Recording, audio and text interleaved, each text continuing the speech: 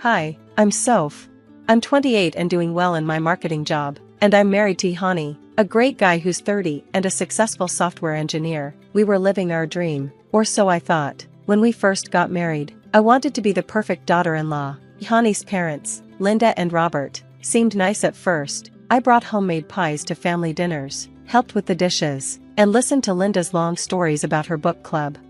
But then, Linda would correct me on little things, like how to fold napkins. "Oh, Soph dear," she'd say, "that's not how we do it here." I would just smile and nod, trying to ignore it. Hani said, "That's just how mom is. Don't take it personally." But it wasn't just the napkins. Linda had an opinion on everything: our jobs, our home, even how often we visited.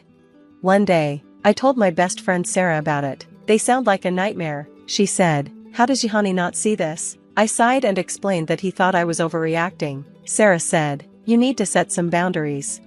Every time I tried to talk to Hani, he would defend his mom. "They're just trying to help," he'd say. Then came Thanksgiving. Linda called to say she would host dinner this year. "I know you offered, Soph, but you're still learning how to entertain," she said sweetly. I bit my tongue and agreed.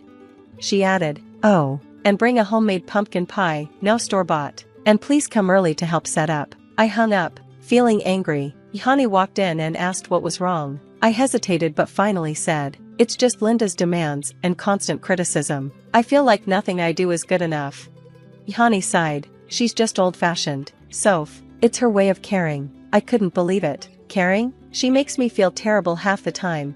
"Let's not fight about this. It's just one dinner. We'll get through it, okay?" Hani said. I nodded, but inside, I was dreading Thanksgiving. Sometimes, the people who are supposed to be family can be the most toxic. Thanksgiving Day arrived, and Hani and I drove to his parents' house. I held the homemade pumpkin pie, hoping it would meet Linda's high expectations. "Ready?" Hani asked, squeezing my hand. "As ready as I'll ever be," I said, forcing a smile. We walked in, and Linda immediately spotted the pie. "Oh, Soph, you actually made it yourself? How quaint." I bit my tongue and went to the kitchen to help. During dinner, the tension was thick. Linda took a bite of my pie and made a face. "Well, it's interesting. Maybe next time you could try using a proper recipe." That was it. I'd had enough. "Linda, I followed your recipe exactly. If you don't like it, just say so instead of making these passive-aggressive comments." The table went silent. Linda's eyes narrowed. "Excuse me? I'm only trying to help you improve. You clearly need it." "Help me? You've done nothing but criticize and put me down since I married Hani." Linda gasped dramatically. "How dare you, Robert? Are you hearing this?" Robert jumped in. "Now, Soph, that's no way to speak to your mother-in-law. Apologize, right now." I looked at Hani, hoping he'd back me up, but he just stared at his plate. My voice shaking, I said, "I will not apologize for standing up for myself." Linda stood up and pointed at the door. "Get out, both of you. I won't tolerate such disrespect in my house." Finally, Hani spoke. "Mom, come on, this is ridiculous. Don't you dare take her side." "Hani," Linda yelled, "choose right now, us or her." Hani looked at me, then at his parents. He stood up and took my hand. "Let's go, Soph." We drove in silence to a nearby hotel. Once we were in our room, the reality of what happened hit me, and I started crying. Hani held me and said, "I'm so sorry, Soph. I should have stood up to them sooner." "Why didn't you?" I asked between sobs. Hani sighed. "I guess I was in denial about how bad things had gotten. I kept hoping if we just tried harder." "Hani, we shouldn't have to try harder. They're the problem, not us."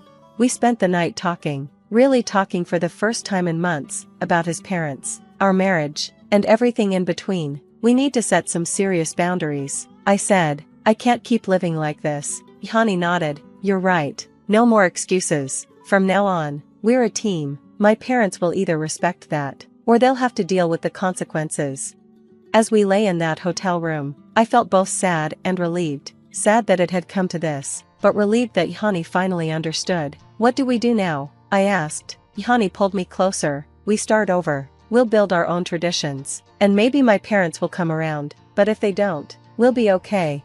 I nodded, feeling stronger than I had in months. This Thanksgiving had been a disaster, but it was also a turning point. No more pretending everything was perfect. Hani and I decided we had enough. We cut ties with his parents and focused on rebuilding our lives, free from their toxic influence. It wasn't easy, but it was necessary. We found a cute little apartment across town, far from his parents' neighborhood. We spent weekends painting and decorating, making it truly our own. No Linda criticizing our color choices, no Robert making rude comments about our furniture. It felt like we could finally breathe. Work became my escape. I threw myself into my projects, and it paid off. One day, my boss called me into her office. "Soph, your performance has been outstanding. We'd like to offer you a promotion to senior marketing manager." I was over the moon. When I told Ihani, he picked me up and spun me around the living room. "I'm so proud of you, Soph," he said, smiling from ear to ear. Ihani was doing great too. He started a side project, developing an app for local businesses, and it really took off. "Babe, I just got another client," he'd shout, and we'd do our silly victory dance in the kitchen. Our relationship grew stronger, we talked more, laughed more, and it finally felt like we were a team, facing the world together. Then, about 6 months after Thanksgiving, everything changed. Ihani got a call from his mom. "What do you mean, gambling addiction?" he asked, his face going pale. I could only hear his side of the conversation, but it was enough to know something was wrong. Apparently, Robert had a secret gambling problem, and it had gotten out of control. They were about to lose their house. When Ihani hung up, he looked shocked. They lost everything. Soph, the house, their savings, everything. I felt a mix of emotions, shock, a little bit of satisfaction, I'm only human, and dread, because I knew what was coming. Sure enough, the next day, Linda called Ihani. He put it on speaker. "Ihani, darling," she said sweetly, "your father and I are in a bit of trouble. We were wondering if we could stay with you and Soph for a while, just until we get back on our feet. Rent-free. Of course, you wouldn't charge your own parents, would you?" Ihani looked at me, clearly torn. I don't know, Mom, we'd have to talk about it." After he hung up, Ihani turned to me. "Soph, I know things have been bad, but they're still my parents. Maybe if we help them, they'll realize how wrong they were. Maybe we can fix things." I took a deep breath. "Ihani, honey, I know you want to help, but think about everything they put us through, the criticism, the manipulation, kicking us out on Thanksgiving, and now they want to move in, rent-free?" "But they're family," he said softly. "Family doesn't treat each other the way they treated us," I replied. "If we let them move in, we'll be right back where we started. All the progress we've made, all the peace we've found, it'll be gone." Ihani was quiet for a long time, then he nodded slowly. "You're right, God, you're right. I can't believe I even thought about it. It's just, they're my parents, you know?" I hugged him tightly. "I know, babe, and it's awful that they've put you in this position, but we need to protect ourselves, our relationship, and the life we've built. You're right, no more toxic influences. We've come too far to go back now." As we stood in our little apartment, I felt both relieved and sad. Relieved that we were sticking to our boundaries, but sad that it had come to this. Still, I knew we were making the right choice. Sometimes, the hardest decisions are the ones that help us grow the most. Ihani made the call to his parents and put it on speaker. "Mom, Dad, we've talked it over, and we can't let you move in with us," he said. Linda's voice immediately became sharp. "What? How could you do this to us? We're your parents." "I'm sorry, but it's just not possible," Ihani replied firmly. "This is all Soph's doing, isn't it?" Linda snapped. "She's turned you against us." I couldn't stay silent any longer. "Linda, this was our decision. Your behavior has consequences." "How dare you?" she screamed. "After everything we've done for you." "You mean like kicking us out on Thanksgiving?" I shot back. The call ended with Linda threatening to tell the whole family how awful we were, but we were done being manipulated. We decided to host a housewarming party, inviting extended family and friends. It was time to set the record straight. During the party, Ihani's cousin, Amy, approached me. "Hey, Soph, is it true you refused to help Linda and Robert because you're jealous of their relationship?" I was stunned. "What? No, absolutely not. Where did you hear that?" Amy looked uncomfortable. "Linda's been telling everyone that you're trying to come between them and Ihani."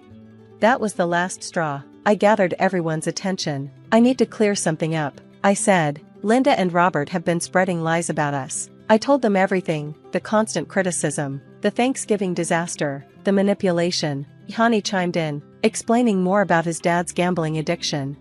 The room fell silent. Then, Ihani-san spoke up. I always thought Linda exaggerated about you, Soph. I'm so sorry we believed her. As the party continued, more family members came up to us, apologizing and sharing their own stories of Linda's manipulation. A week later, we got a call from Ihani's cousin. You won't believe this, she said. Linda and Robert are being evicted. Turns out Robert owes money to some shady people, and they might even face legal trouble. Ihani sighed. Part of me feels guilty, he said. I squeezed his hand. We can't set ourselves on fire to keep them warm. They made their choices. That evening, we reaffirmed our commitment to each other and the boundaries we had set. No more toxic influences. No more manipulation. Meanwhile, Ihani and I were thriving. My career was taking off, and Ihani's app business was booming. We even started talking about having kids. One night, as we sat on our balcony watching the sunset, Ihani turned to me and said, "You know, I never thought I'd say this, but I'm grateful for that Thanksgiving disaster. It opened my eyes. It was hard, but look at us now, we're stronger because of it. No more pretending everything's perfect, just us, building our life on our terms." As the sun set and the sky darkened, I felt a sense of peace wash over me. Our story wasn't about revenge, it was about standing up for ourselves, setting boundaries, and choosing happiness. Sometimes, the best way to move forward is simply by living well. Now that our story is over, I have a question for you. Was I wrong to refuse to help my in-laws, even after everything they put us through, despite their serious financial troubles? Where do you draw the line between family loyalty and taking care of yourself? Should we always help family, no matter how toxic they've been? Or is it okay to protect our own mental health and happiness? I'd love to hear your thoughts in the comments. What would you do in this situation? If you enjoyed this story and want to hear more like it, make sure to hit the like button and subscribe to the channel. Your support means everything to me and helps me keep sharing real-life experiences. Thanks for listening, and I'll see you in the next video. You can't possibly handle a divorce. Grace, my sister-in-law, looked down on me with a mocking laugh. Anyway, cool your head.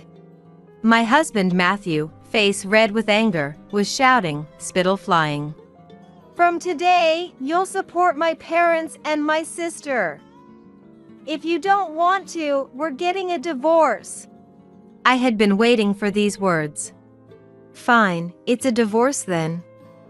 You're okay with that, right? I endured insults and scorn to draw out these words. All the evidence is in place. Saying those words, you've doomed yourself to hell. My name is Zoe.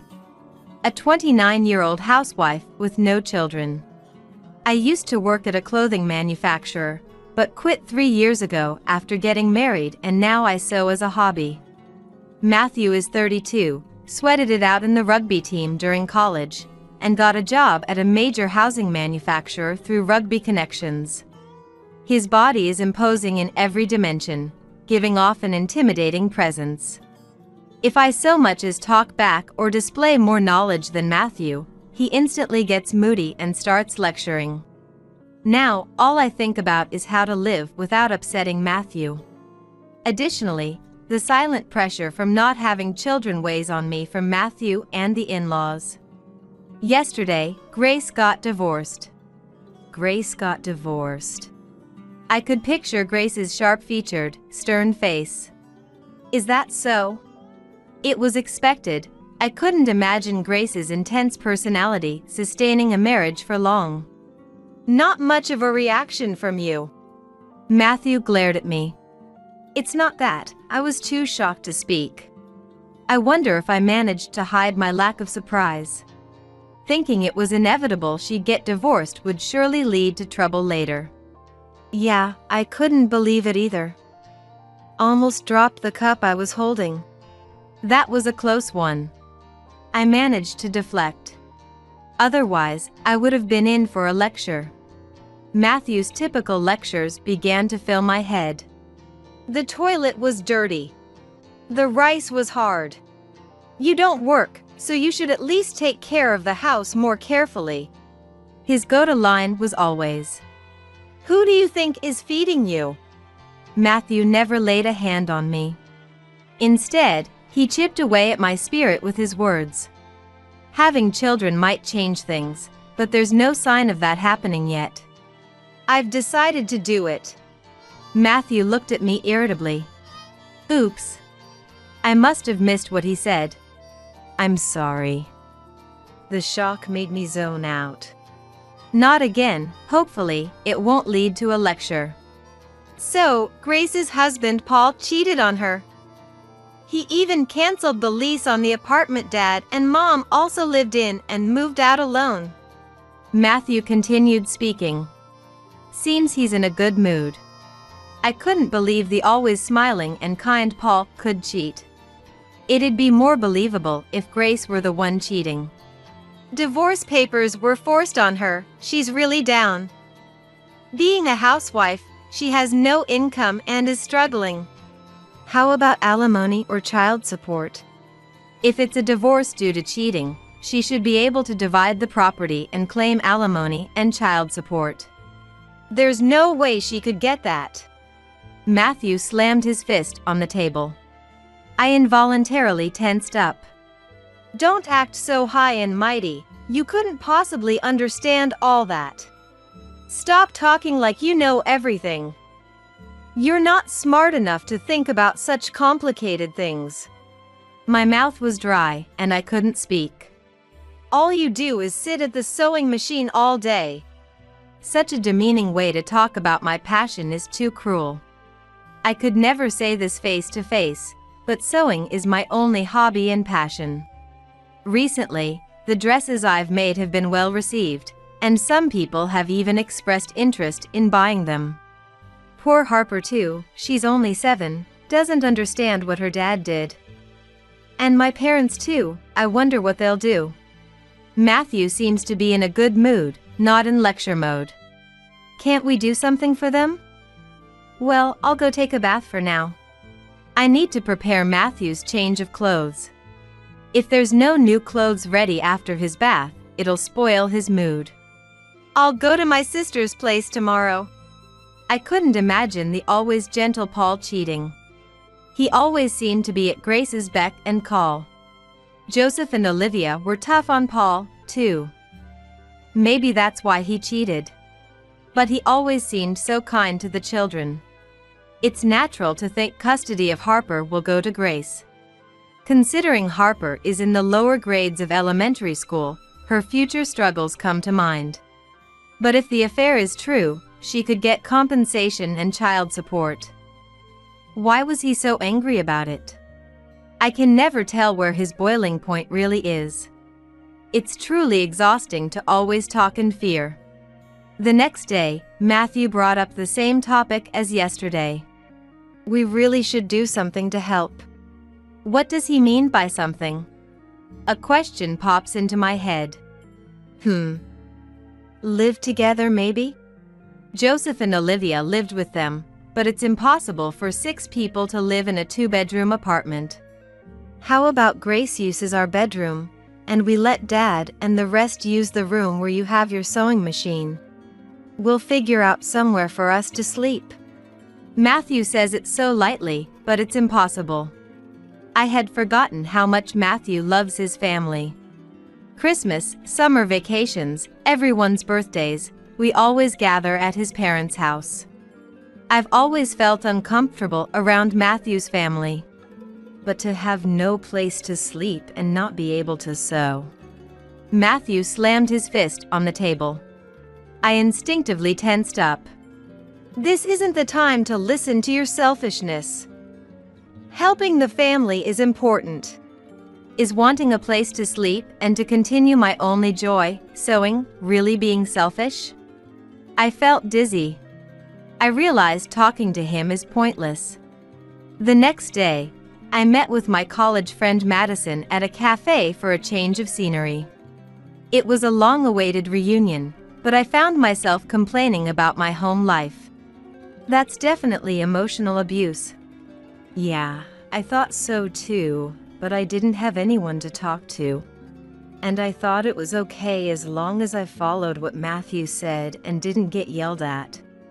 Tears started to spill. Now's not the time to cry. What you need to do is escape from there. Madison handed me her business card. It had a law firm's name and the title of legal assistant on it. After graduating from college, I went back to study and entered law school. Now, I'm working part-time at that law firm. I was surprised that Madison, who was flashy and playful in college, had become a law student.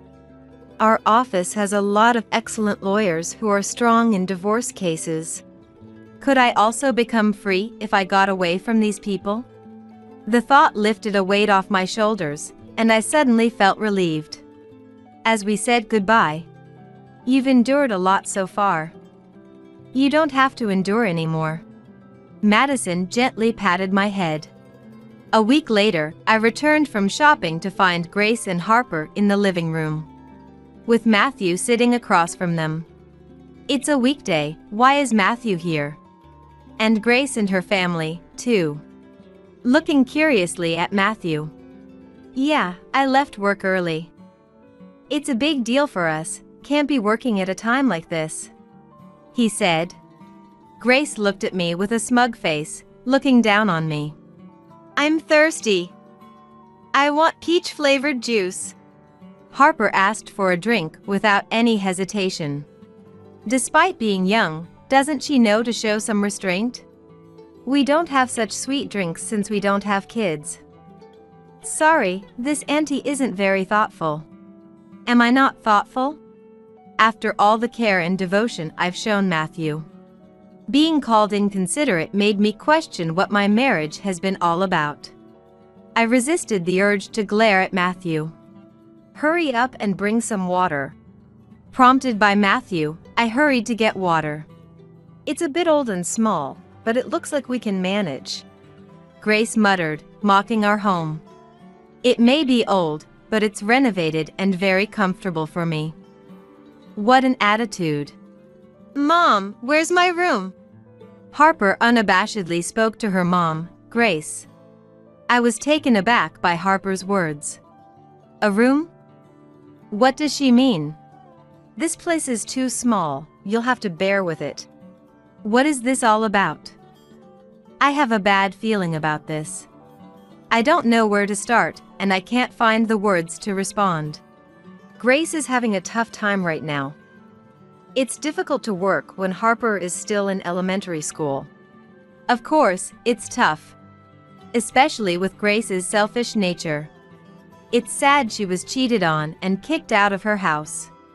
But I don't think it's up to us to take on all of that. Paul is the one at fault. What baffles me is why Grace isn't demanding alimony and child support from Paul. With alimony and child support, the Grace family shouldn't have to live like this. So, I've decided we'll support Grace along with Dad and Mom. Support?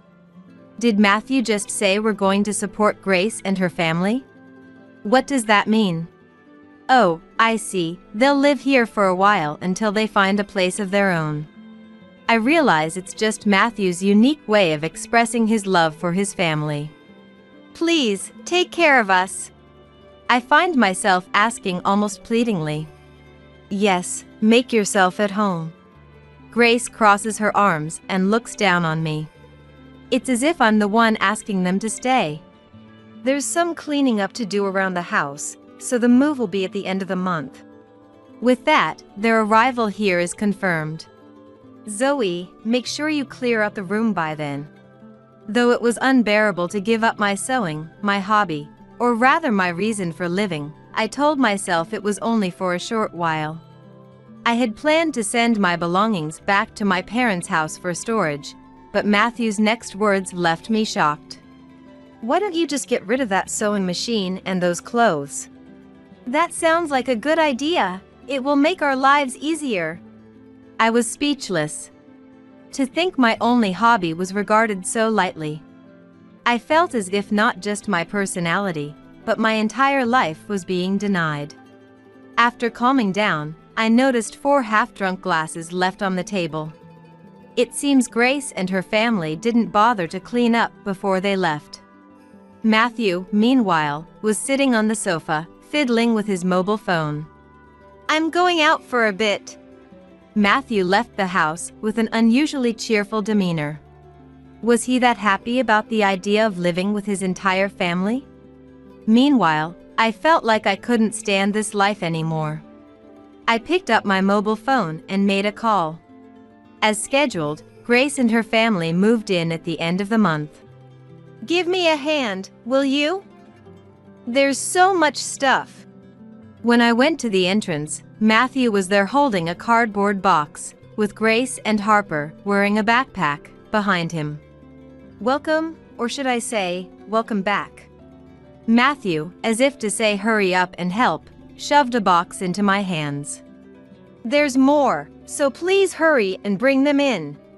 Grace and Harper walked past me, who was frozen in place with the box, and entered the house.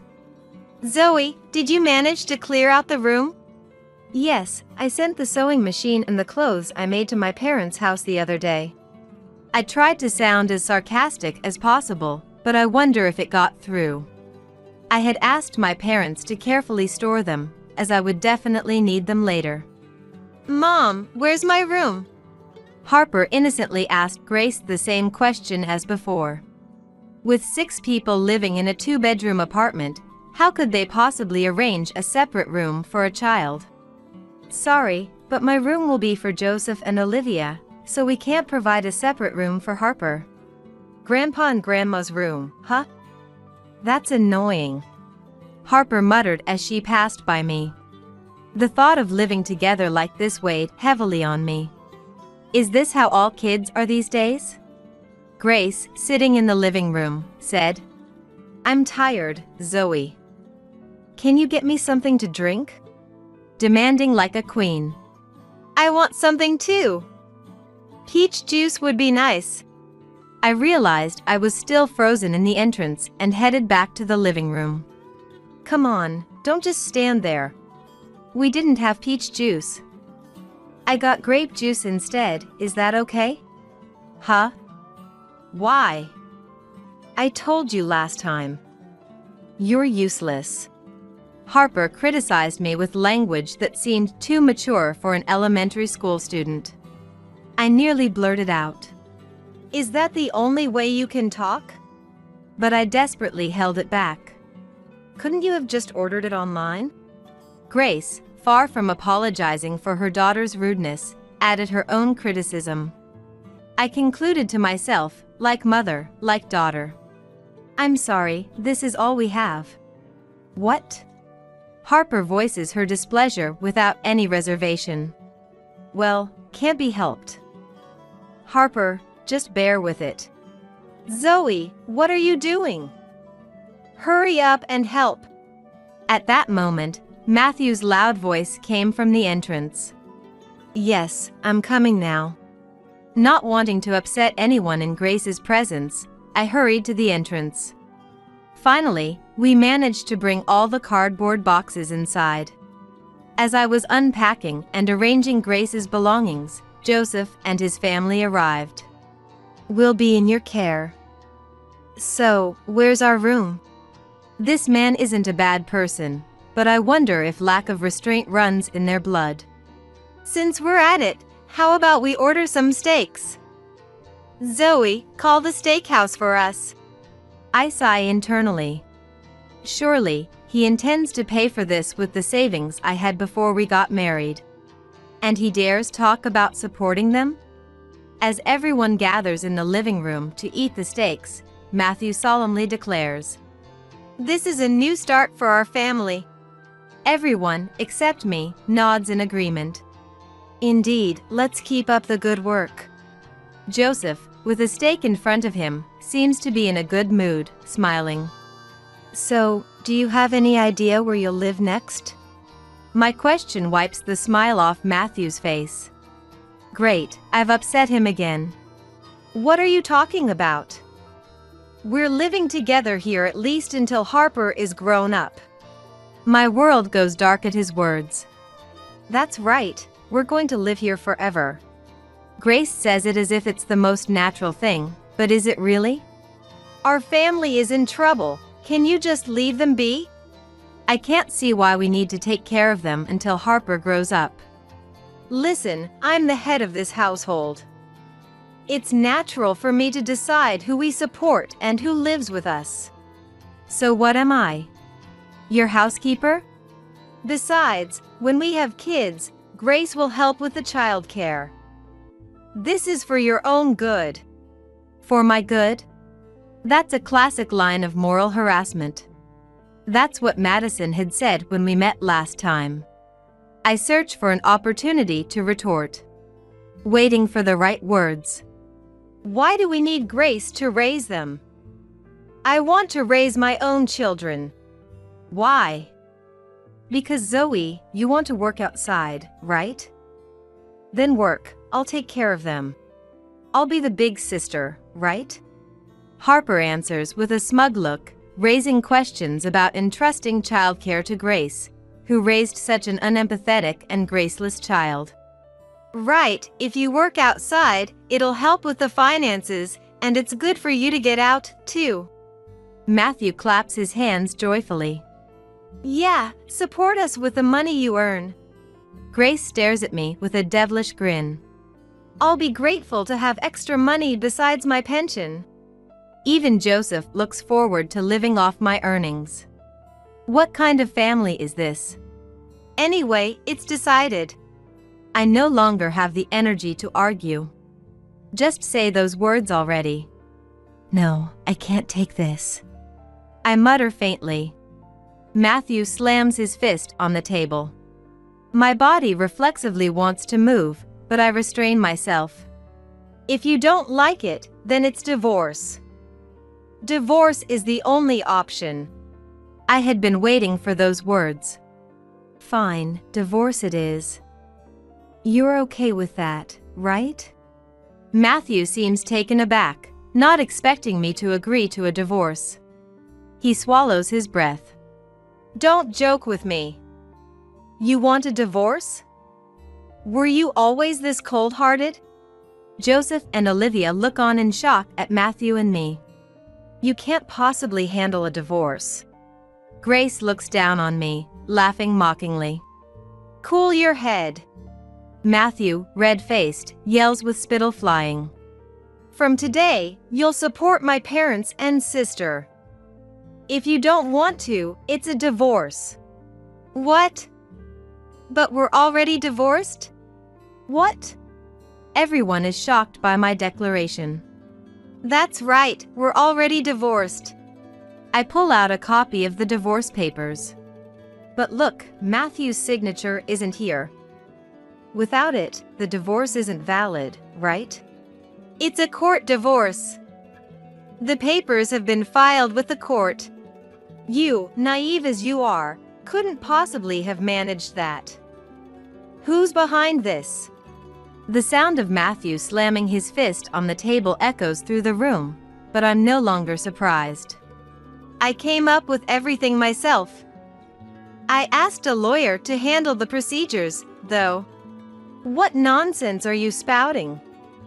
You, of all people, you. Matthew is so flustered he doesn't know what to say. First off, Grace, you weren't cheated on, you were the one who cheated, right? Paul told me everything. Joseph glares at Grace. What's this all about? Everyone's gaze shifts to Grace. Paul gave up on reconciling after finding out Harper was the child of Grace's affair. It's not true, my sister's not at fault. Matthew hastily tries to defend her. Matthew, why are you defending her? Do you have something to hide? Matthew shakes his head frantically. I checked your credit cards. You might have taken the debit and cash cards from me, thinking you're managing everything, but the credit cards and the mobile phone contracts are all under my name since before we got married.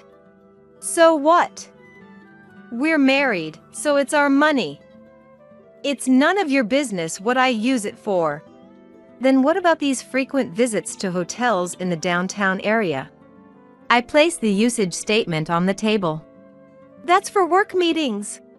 What about these luxury bags and wallets on the credit card statements? Did you squander money on some girl at a hostess bar? Don't be ridiculous. I'm not the type to be played. I'm in a serious relationship. I can't help but laugh at Matthew's foolish admission. Pride and stupidity make a dangerous combination. Grace looks at Matthew with a pale face. You just admitted to cheating. Joseph and Olivia seem disillusioned, their shoulders slumping. There's more, including call records. The other party has admitted to the affair. No wonder I couldn't reach them. Suddenly, Matthew stands up and tries to grab me by the collar. You better stop. Everything's been recorded and filmed. Matthew looks around and spots the mobile phone placed unnaturally. His momentum wanes, and he slumps back into his chair. Your outing after Grace and her family visited the apartment was to see that woman, wasn't it? Matthew seems to have lost the will to fight back. The story goes back 2 days. I had visited Madison to get a lawyer's advice. The lawyer said Matthew's actions were clear moral harassment, suggesting a codependent relationship. I was advised to separate from Matthew as soon as possible. First, we needed evidence, so I showed the credit card statements and call records. The lawyer, the man is quite the fool, isn't he? Laughed. I also played recordings of conversations, as suggested by Madison. There's no way you can't get a divorce with this. And he's been eating through your finances. According to the lawyer, I could claim a significant compensation from Matthew. Let's kick them out of the apartment as well. Madison encouraged me. Let's do it thoroughly. With a mischievous grin, I nodded firmly to their words. And now, with the help of a lawyer and a friend, I'm confronting Matthew and his family. This isn't the end. Matthew doesn't seem to have the energy to respond anymore. You won't be able to stay in this apartment either. Grace reacts the most to this. Why? Matthew bought this apartment, didn't he? That's when the lawyer steps in. Please, go ahead, counselor. The lawyer, who had been waiting at the entrance, comes into the living room. Let me explain. This apartment was jointly purchased by Matthew and Zoe. Zoe owns half of it. Moreover, Zoe is refusing to pay any more of the mortgage. Then Matthew should just pay for it. You can do that much, can't you, Matthew? Grace apparently hasn't given up on living here yet. It'll be tough but doable. Indeed, for Matthew, doubling the loan payments would be tough. What about the distribution of property to Zoe? Zoe's share will be paid in cash. There's no way I have that kind of money. Grace started crying, shaking Matthew's shoulder. Figure something out. You're the one who said to leave it to you. That woman is easy, just does whatever I say. And yet, this is the mess we're in? I handed Grace a document. There's compensation for Grace. It's all detailed in there. Grace looked at the document and collapsed right there. I had asked the lawyer to also request compensation for Paul. As for Grace's compensation, we'll discuss it separately. If Matthew's compensation isn't paid in one lump sum, we're considering garnishing wages from his company. No way! Matthew could only scratch his head and sob. Matthew will also be requesting compensation from the other woman. Suddenly, Matthew lifted his head, looking desperate. Please, not that. I beg you, please. Matthew pleaded earnestly, apologizing deeply. It didn't seem sane at all. If she finds out, I won't be able to live. He was rubbing his face, covered in snot and tears, against the floor. It was the first time I saw Matthew lose it like this, but I didn't feel a speck of sympathy or pity. Let's go, lawyer. Since that's the situation, it's better for everyone to find a new place to live soon. I left the apartment with a smile, glancing at Matthew crouching on the floor. Eventually, the divorce with Matthew was settled through mediation, not court. Joseph, Olivia, and Grace seem to have started living in a cramped, old apartment. Joseph directs traffic at road construction, while Olivia and Grace assemble parts at a nearby factory, managing somehow to make ends meet. Thanks to that, Paul has safely received his compensation. Matthew's affair was with the wife of his boss, who is also a senior in the rugby club. A betrayal in a company with strict hierarchies. The boss refuses to let him resign, seemingly determined to torment him for life. No wonder Matthew apologized. From now on, he'll continue to be a slave to his senior. I moved to a new apartment and am thoroughly enjoying my hobby of sewing. The dresses I sell online are popular, and I've been approached by a major select shop wanting to do business. Recently, a young buyer who really liked my clothes suggested starting a company together to make clothes on a more formal basis. I'm seriously considering getting involved, having been asked with such enthusiasm. I've also been invited to dinner by him, thinking this person with slightly droopy eyes and a kind look might be someone I can feel safe with. Until recently, I couldn't have imagined feeling so refreshingly happy, so I'm surprised at myself for being able to enjoy life this way. My mobile phone is vibrating, a call from him. I need to reply to his dinner invitation today. You cold? Rebecca, my son's wife, asked with a gentle voice. Now that you mention it, I do feel a bit chilly. Maybe it's the fever. I had been suffering from a high fever of 102 degrees Fahrenheit since the morning. Then you might want to put on something warmer. I have some old winter clothes I don't need anymore in the closet. Wear those, sweat a lot, and get your fever down, okay? Saying that, Rebecca went to get an old jacket of hers and came back to put it on me. Thank you. Rebecca. No need. Linda, you're a Timothy's important mother, you and also an important mother to me.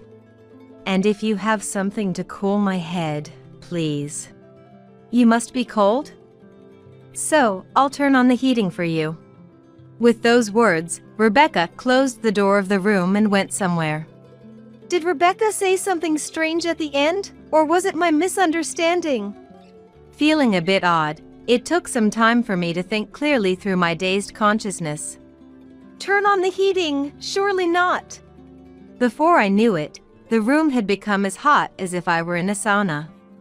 I was desperately looking for the air conditioner remote. Why can't I find the remote anywhere? Trying to leave the room in a hurry, the door wouldn't open. No matter how many times I threw my weakened body against the door, it wouldn't budge. Rebecca, open this door.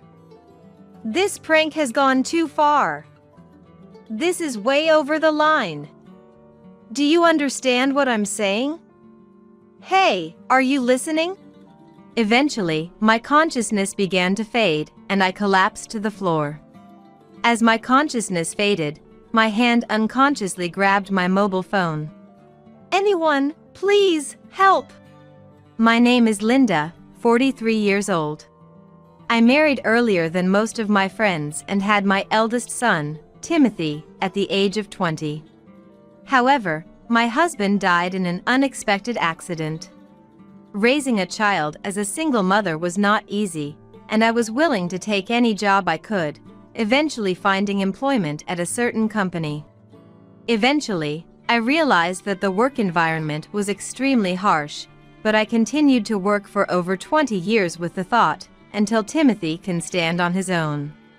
Now, Timothy is living away from home in a condominium, enjoying his newlywed life with a woman he met at a party, named Rebecca. Feeling relieved by my son's independence and perhaps because the long-standing tension had finally snapped, I ended up breaking down physically and had no choice but to quit the company I had served for over 20 years. You've always worked hard for my sake, Mom.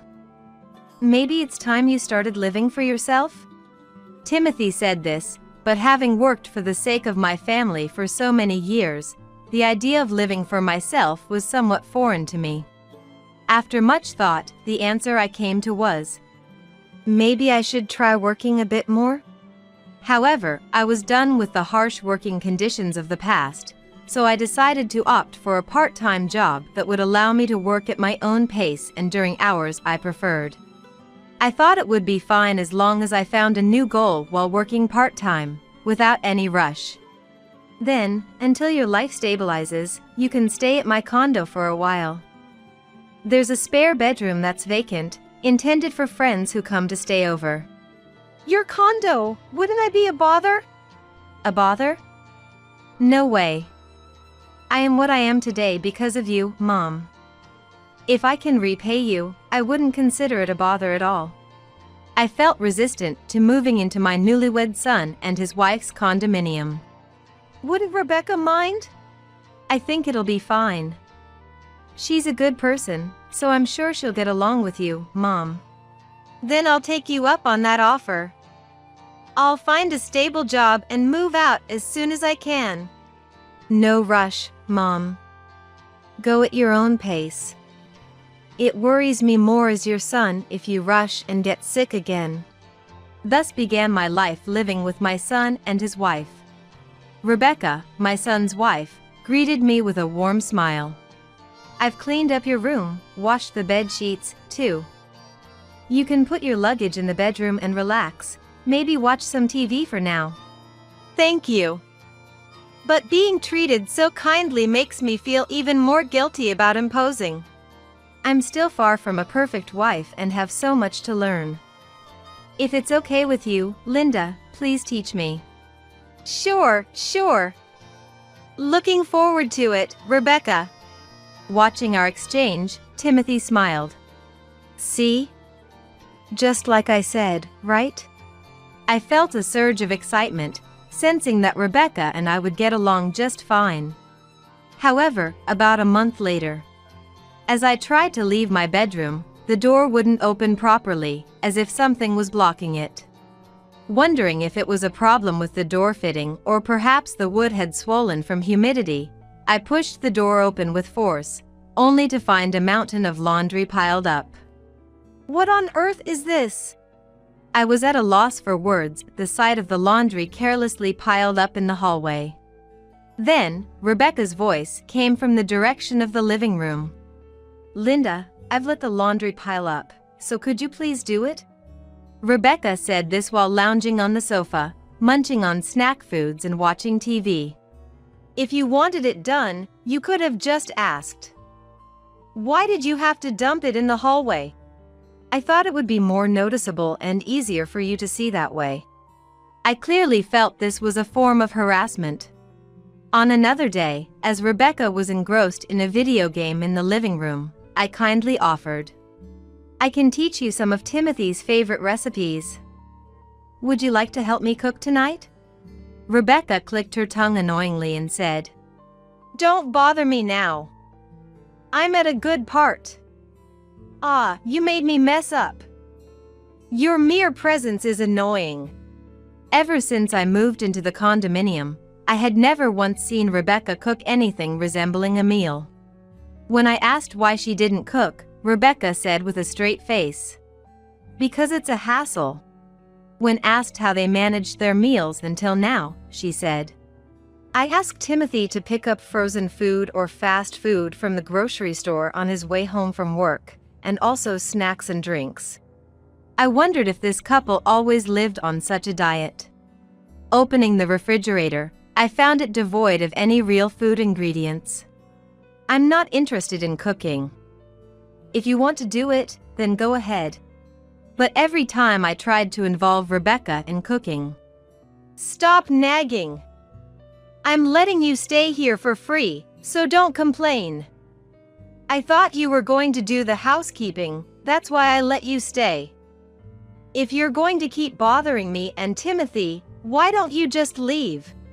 It seemed she felt I was intruding on her newlywed life with Timothy. Having been told that, I couldn't argue, as it was an undeniable fact. You're right. I'm sorry, Rebecca. I never intended to be a burden or get in your way. Please understand that. Although Rebecca spoke to me arrogantly when we were alone, as soon as Timothy returned home from work. Listen, Linda is going to teach me how to cook Timothy's favorite dishes. I'll try making them sometime, so look forward to it. She smiled at me with a forced cheerfulness, and I smiled back silently. You two really get along well. It looks like the typical MIL and DIL conflict doesn't apply here. Timothy laughed heartily, oblivious to the reality. And look at the laundry and how much cleaner the room is. I did all that. Linda made it easy to understand. Wow, you are like a model housewife. In reality, I had done everything myself, while Rebecca had merely lounged on the sofa. Despite my position as a dependent, I couldn't bring myself to reveal Rebecca's true nature to Timothy. One day, this life continued for a while. From the moment I woke up that morning, I felt a pain in my head. Normally, my body would start moving at a certain time, but on this day, it seemed like it was refusing to move. There was this peculiar sensation as if my body was softly floating in the air, and just by taking a single step out of bed, I felt incredibly exhausted. It didn't take long for me to realize this was due to a fever. When I checked with a thermometer, it read 102 degrees Fahrenheit. I wonder if I've caught a cold. Reflecting on the previous day, I remembered that Rebecca had asked me to go shopping at the supermarket near the station. On my way back, it suddenly started raining, and I didn't have an umbrella. I didn't think Rebecca would bring one to me if I asked, so I waited for the rain to stop. Then, I received a message from Rebecca. Come back now. Taking a taxi wasn't an option due to financial constraints, and since the condo wasn't too far from the station, I foolishly thought I could just run back. Upon arriving and asking Rebecca what was the matter, I ordered takeout, and the delivery person should be arriving soon. I really prefer not to deal with people, so Linda, could you pay for it instead? I had been made to run in the rain just for that. It was clear to me what had caused my cold. Somehow managing to get up and make my way to the living room with heavy steps, Rebecca was sprawled in her usual spot on the sofa. Linda, the laundry has piled up, so could you take care of it? I leaned against the wall. Rebecca, I'm sorry, but could you take care of your own things today? Linda, what's wrong with you? Your face is all red. It seems I've caught a cold. I'll be resting in my room for today. That's going to be a problem. An auntie just lying around sick is nothing but a nuisance to us. Even if you say that, there's nothing I can do if my body won't cooperate. Your body won't cooperate. But you walked all the way here, didn't you? That means you can move if you try a little harder. Also, I haven't had breakfast yet, so please take care of that.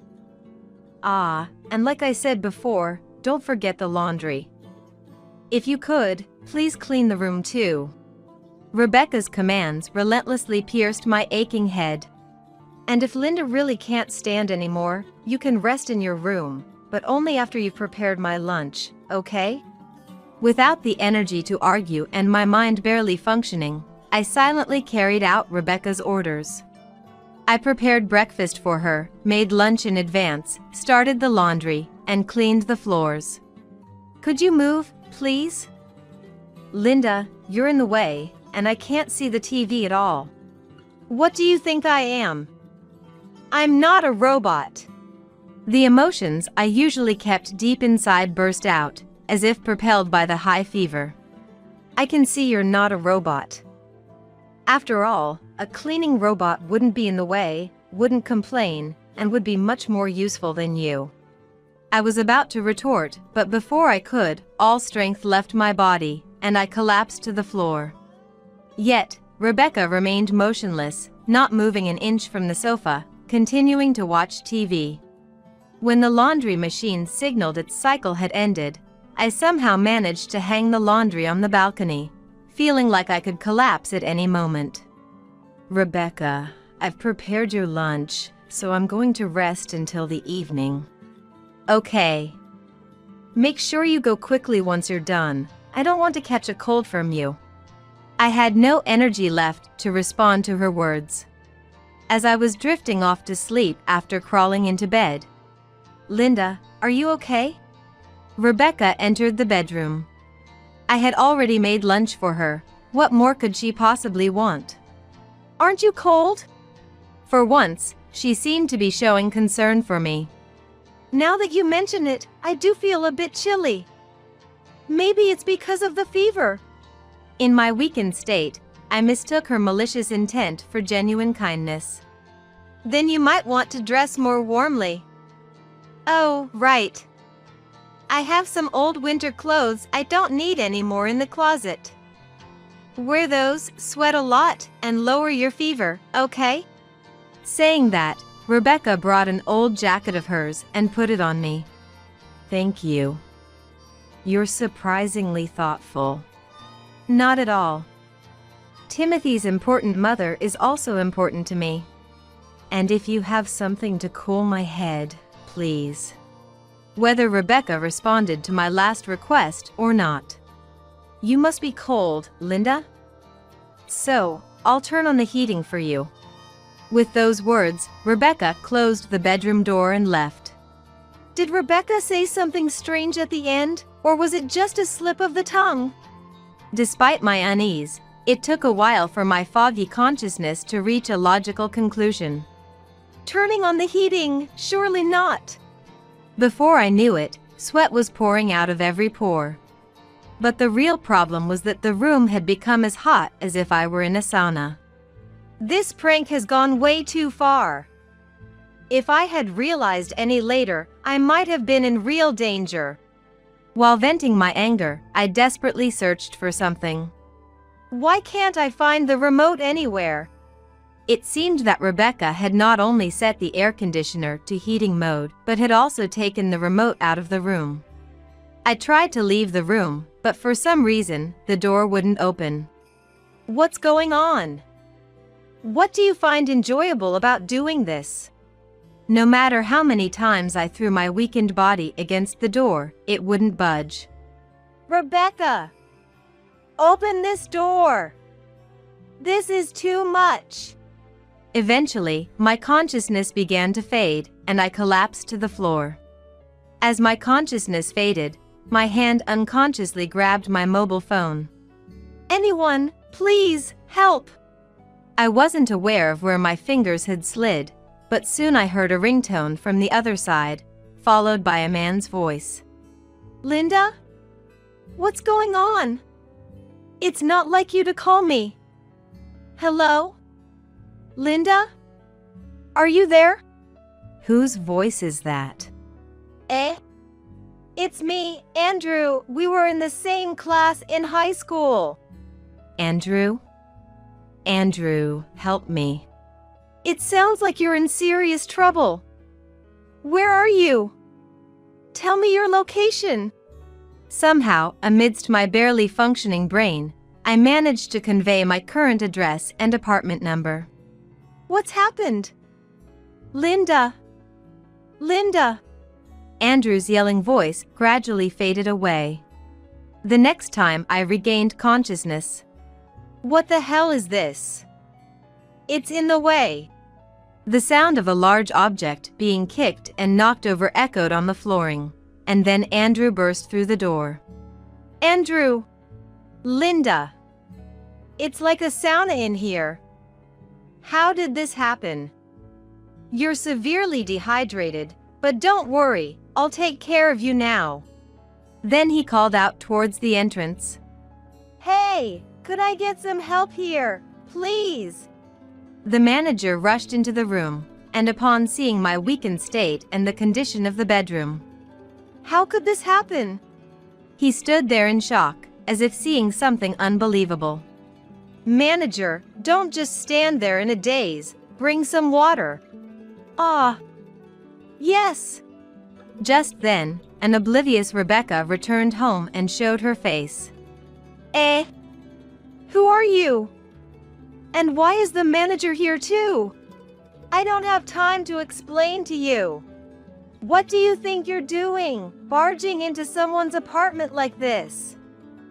I'm calling the police. Go ahead and call if you want. Before that, I'm taking her to the hospital. I'm her high school classmate.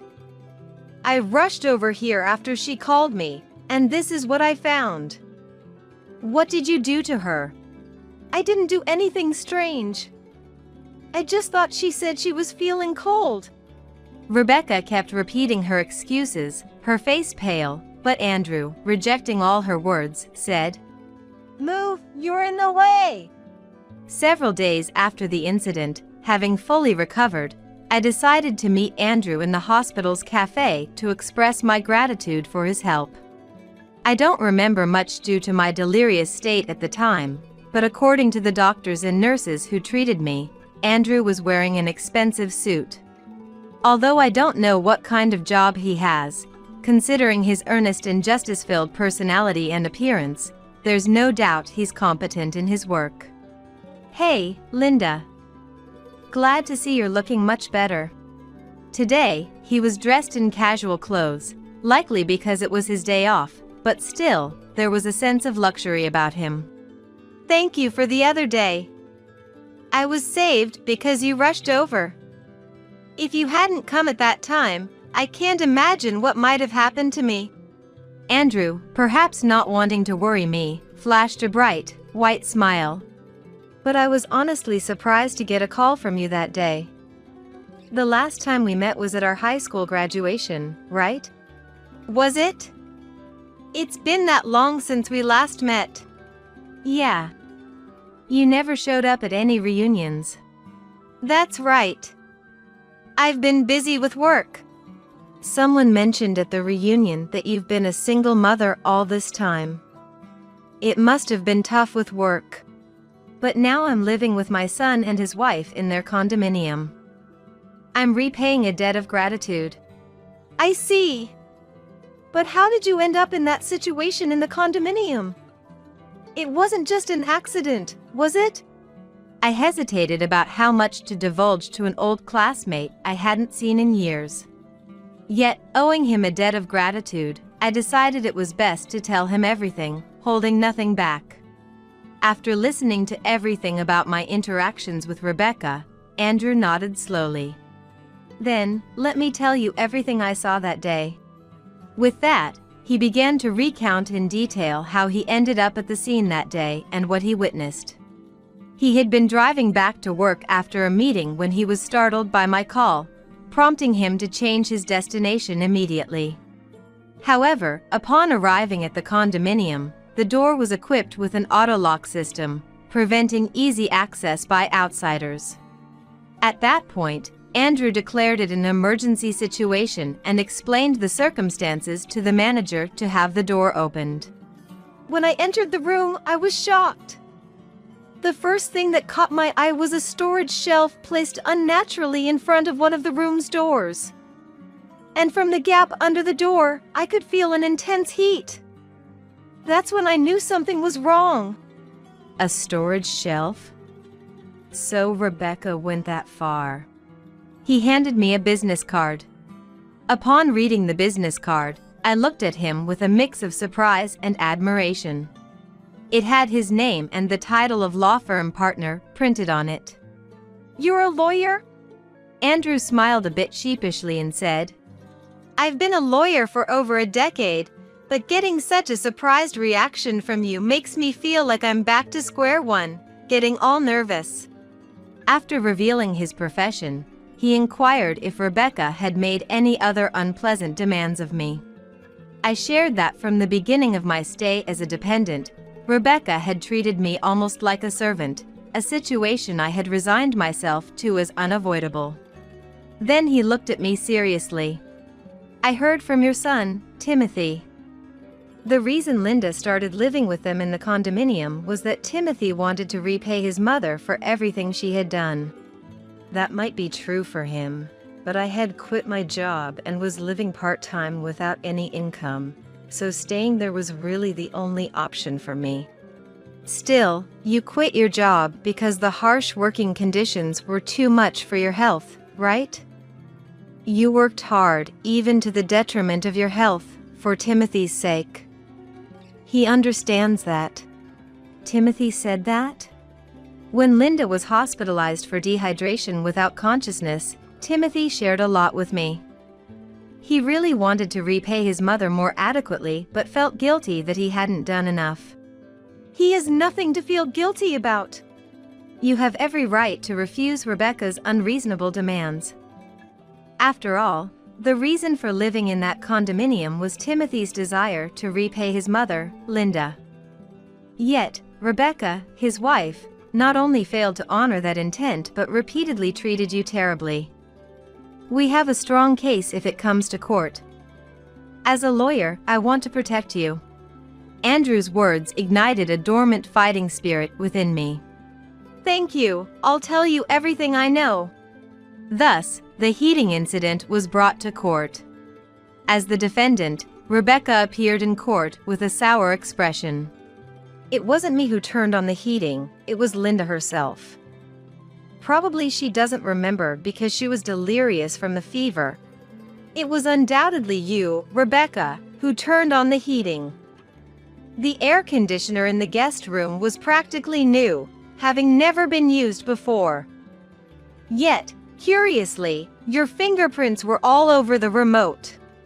That's because I put the batteries in it after it was decided Linda would use that bedroom. That's strange. No fingerprints were found on the batteries. You used that remote to set the temperature to an unnaturally high level and then placed a storage shelf in front of the door to prevent it from being opened from the inside. Prevented it from being opened? Where's the evidence for that? It's not just me. The manager was there as a witness, too. When Andrew said that, Rebecca glared at the property manager in the audience and clicked her tongue. Just a few minutes after the heating was activated, you were recorded leaving the condominium by the security cameras. You knowingly left knowing the plaintiff could be in danger. Rebecca's abnormal actions were revealed one by one, causing an uproar in the courtroom. Despite Rebecca's repeated attempts to counter-argue, her responses were off the mark, eventually leading even her own lawyer to despair. Just as promised, we won the trial, Linda. Thank you, Andrew. Not only did you save my life, but you also fought for me in court. I can't thank you enough for everything. The court ordered the defendant to pay a substantial amount in damages for the treatment costs and the mental anguish caused to the plaintiff. But why? Why did you go to such lengths for me?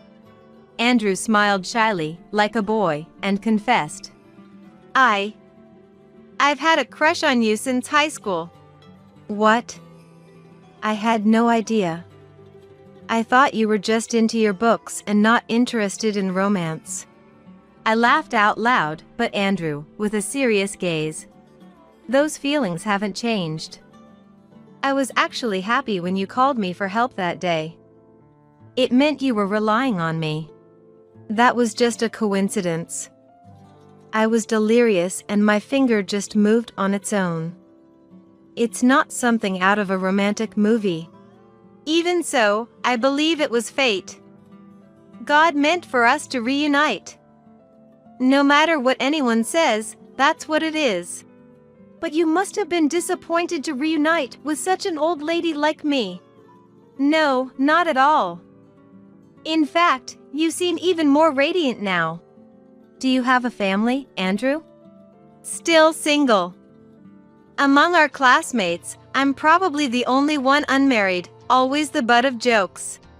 A wonderful man like you will find a partner in no time. Would it be so wrong if that partner were you, Linda? I'm just an over 40-year-old lady with a grown son. I quit my job because I couldn't endure the harsh labor. I've never even thought about remarriage. It's too unrealistic. Please don't force yourself to find demeaning words about yourself. I promised to protect you as a lawyer, and I did. Now, as a man, I want to protect you. What do you think? At that moment, something warm surged within me. Unable to articulate my feelings, tears rolled down my cheeks. Yes. I managed to say that one word and nodded again and again. Later, Timothy decided to formally divorce Rebecca. I'm sorry, Mom. I had no idea you were being treated so terribly behind my back. I'm sorry. It ended up breaking up your marriage. I was filled with regret.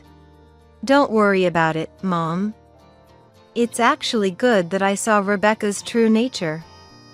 If we had continued our marriage, her flaws would have been revealed in another way someday. It was fate. Fate. Hearing you say that makes me feel a bit better. Speaking of fate, wasn't it fate with Andrew? Maybe. Was this all fate? I smiled playfully, but Timothy, with a dependable big brother look. It's said that natural pregnancy becomes difficult after 40. Yet, Mom, you're almost 3 months along, right? The fact that you happened to call Andrew, who turned out to be a skilled lawyer, and now your pregnancy. There's no denying it's fate. Faced with such a wonderful series of coincidences, I too began to believe this was meant to be. As I caressed my belly, cherishing the new life within, I vowed to protect those I love for as long as I live. In the dim light of the evening, inside the room, the doorbell rang. I wiped the tears streaming down my cheeks and looked toward the entrance. My mother-in-law Anna and my sister-in-law Sophia stood side by side. Oh, they've come to help. I hurried towards the entrance. Opening the door, I was stunned. Come on, please. Bring them in. Anna's voice directed people who appeared to be movers. Excuse us, we're coming in. And they entered the house. What? Wait, what's going on? Hearing my bewildered voice, my son Noah, who was in his room upstairs, hurried down the stairs. What's happening, Mom? Noah asked, watching the movers bustling around. Well, I turned back to Noah, confused, when Anna and Sophia spoke up. We're taking my son's house. You guys need to leave. Yeah, that's right. Get out now. Meanwhile, my father-in-law John efficiently directed the movers, and the boxes were carried into the living room as well as the other rooms one after another. Suddenly, Noah, his face turning pale, exclaimed, No, you can't do that. Don't you know, aunties? His face was ghostly pale. This house isn't Dad's anymore, and it's haunted. John turned around, and the movers stopped in their tracks. Catching everyone's attention, Noah shook with a tremor. My name is Emma, 41 years old. My husband, Liam, was a 42-year-old company employee. He had a calm nature and doesn't indulge in alcohol, smoking, or gambling. He worked diligently every day for our family. Liam's hobby was watching movies with me on weekends. Until last year, our son Noah used to join us, but since starting middle school, he preferred spending weekends with his friends over us. While I felt a bit lonely, Liam seemed to find it endearing. He fondly recalled not following his parents' advice to go to a prestigious school, his time as a class representative and student council president, and talked about his high school best friend. Jackson was your best friend, right? You've always been a top student, haven't you? I teased. Liam laughed. If my parents heard that, they'd be outraged. Squinting his eyes while reminiscing. Still, I had a great time in school. He murmured. Are you having fun now? I asked while watching a rented DVD at home. Yeah, I am. Liam answered simply. Then, looking around the living room. No. He corrected himself. It's more than fun. It's happiness. We chose and bought this house ourselves. I have a kind wife and a healthy son. His face, clearly showing that. There's nothing more I want. From the bottom of his heart made me blush. That's where you say beautiful wife. I swung my arm in mock frustration, and Liam dodged with a laugh. All right. I'm happy with my beautiful wife. All I need to do now is work hard to pay off that mortgage. We were still paying off our home loan. Liam had arranged the loan so that I, a housekeeper, wouldn't need to work. I'm the lucky one to have such a kind husband, I thought to myself, watching the DVD next to Liam. Liam would always say that our married life is happy, but I can't help but think it wasn't quite happy for him back when he was living at his parents' house before we got married. It's apparent to anyone that he didn't get along well with his parents and his sister, Sophia. I heard the whole issue started when Liam didn't attend the high school his parents wanted him to go to. Sophia, who is 2 years older than him, obediently enrolled in the high school chosen by their parents.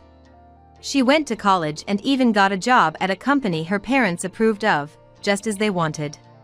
My sister has become incapable of thinking or deciding for herself. According to Liam, that's how it was. It's easy to just do as your parents say, but then you become a person who can't act without their instructions. You lose the ability to adapt to situations and make your own decisions. As expected, once Sophia started working at the company, she couldn't do anything without being told what to do, felt uncomfortable, and quit within a year. Then, her parents quickly arranged her marriage to Harry, my brother-in-law. Even though Liam was there, they made Harry their adopted son-in-law and lived with him. To me, it doesn't make sense to adopt a son-in-law when you already have a capable son like Liam. And it's not like John's family was that wealthy or anything. John was just a regular company employee. I didn't see the need for them to struggle financially to send their kids to a preparatory school.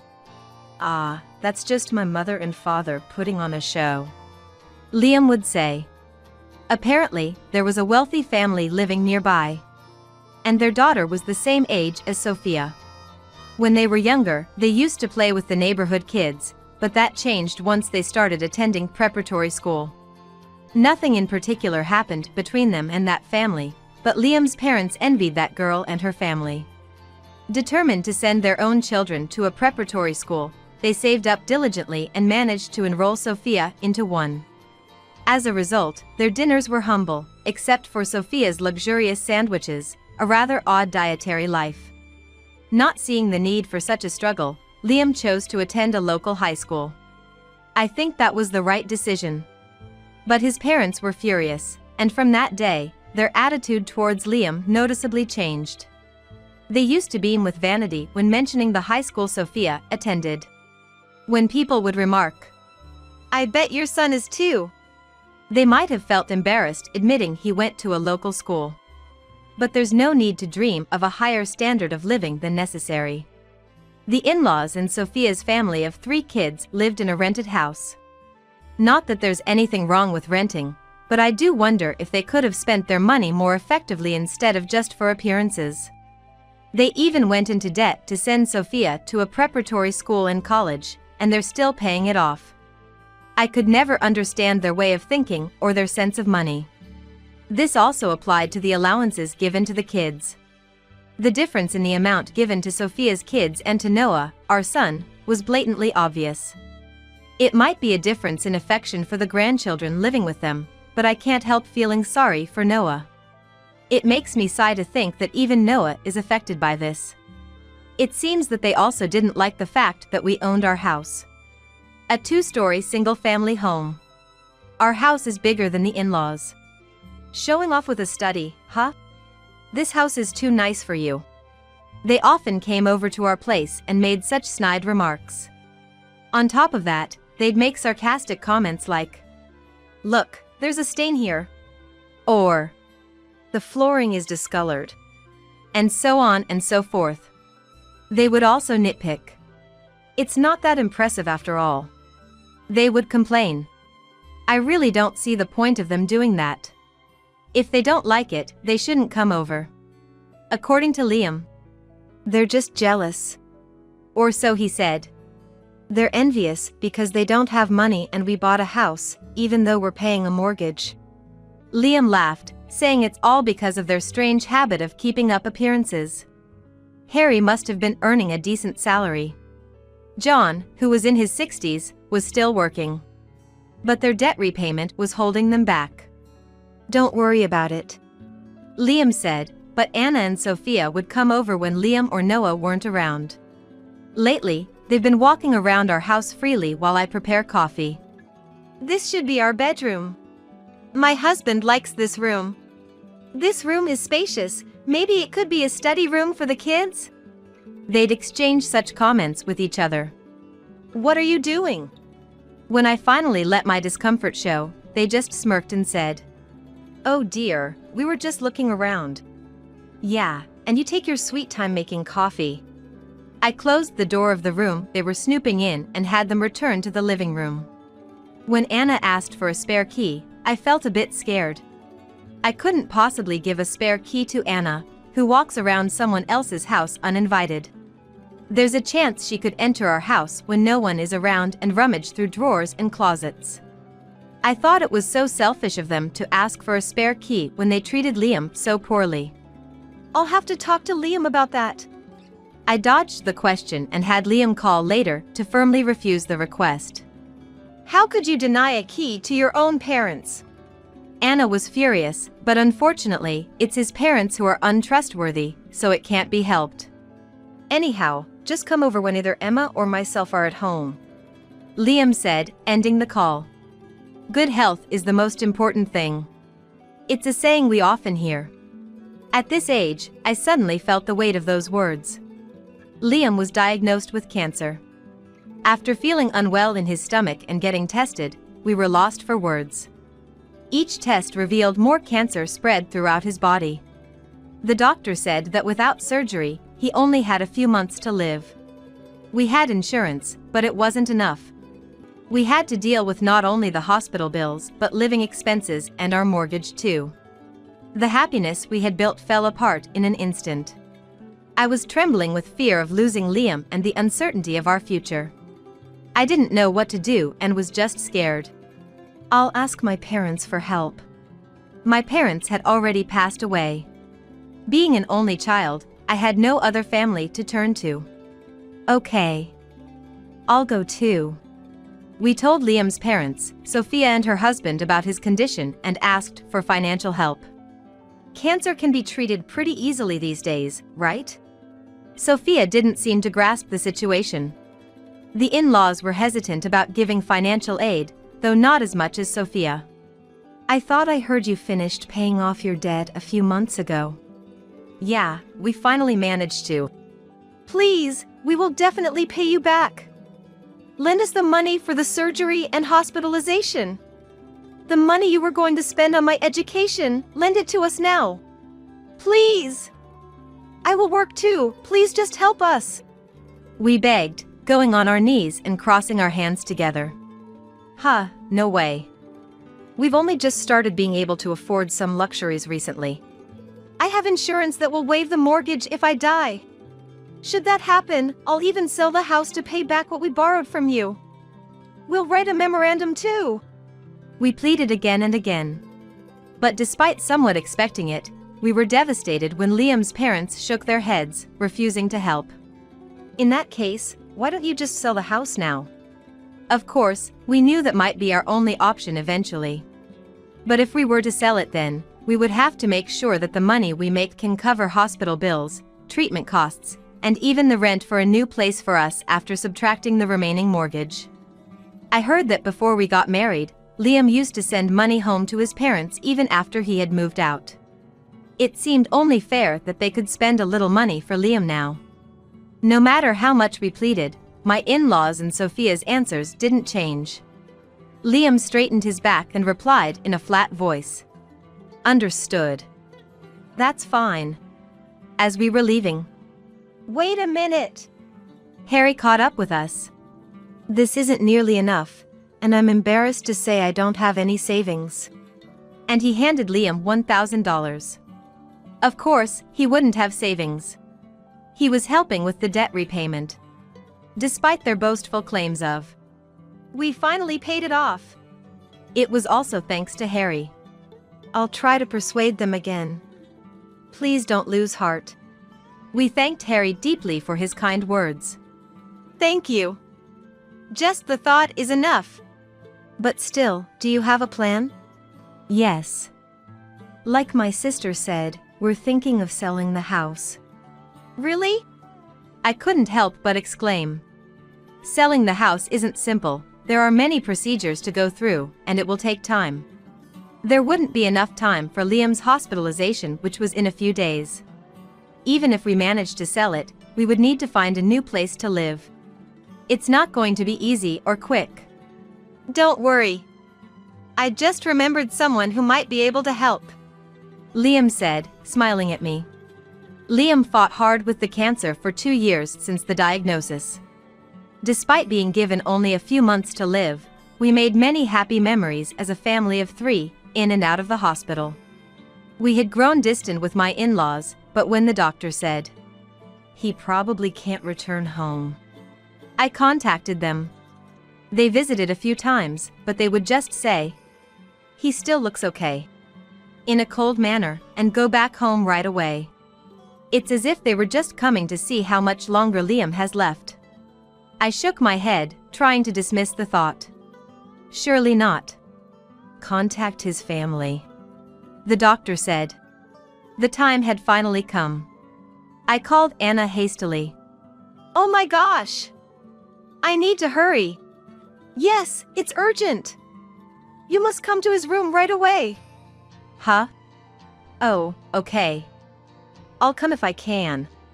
The call ended abruptly, and I returned to Liam and Noah in the hospital room. Only Harry, who came directly from work, and Liam's best friend Jackson showed up. Liam barely opened his eyes, but looked happy to see everyone before closing them for the last time. Harry and Jackson helped with the funeral arrangements. Harry stayed with Liam while Jackson drove Noah and I home so that we could get ready. It was morning when we left the hospital, but the sun had already started to set. We hadn't even cleaned up after breakfast because we had left in a hurry. I turned on the lights in the dim house in the evening. I sat down in the living room and flipped through a photo album. Tears flowed as I looked through it. I wiped the tears falling onto the table and chose a photo of Liam out of all the memorable photos. The doorbell rang. I wiped the tears from my cheeks and looked at the entrance. Anna and Sophia were standing side by side. Oh, they've come to help. Even though they didn't make it in time for Liam's final moments, I hurried to the entrance, thankful they came. But I was stunned when I opened the door. Come on, bring everything in. Anna's voice directed people who appeared to be movers. Excuse us, we're coming in. And they entered the house. What? Wait, what's going on? Hearing my bewildered voice, my son Noah, who was in his room upstairs, hurried down the stairs. What's happening, Mom? He asked, watching the movers bustling around. Well, I turned back to Noah, confused, when Anna and Sophia spoke up. We're taking my son's house. You guys need to leave. Yeah, that's right. Get out now. Meanwhile, John efficiently directed the movers, and the boxes were carried into the living room as well as the other rooms one after another. Suddenly, Noah, his face turning pale, exclaimed. No, you can't do that. Don't you know, aunties? Noah's face was ghostly pale. This house isn't Dad's anymore, and it's haunted. John turned around, and the movers stopped in their tracks. Catching everyone's attention, Noah shook with a tremor. In the midst of all this, a figure comes in through the entrance. What the heck are you doing bringing stuff into my house without permission? Get it out right now. Everyone jumped up at the sound of Jackson's angry voice, which seemed to echo throughout the house, or rather, the entire neighborhood. The movers began taking the stuff they had just brought in back outside without checking with my in-laws, their customers. Not knowing what to do with the boxes, they just left them on the street in front of the house. No, my desk! I heard my nephew's voice and turned to see Harry standing there with his 3 children. The children, seeing their belongings abandoned on the street, made complaints one after another, while Harry asked Sophia. I came over when I heard about the sudden move, but what's this all about? Although Harry is usually mild-mannered, he was furious. What?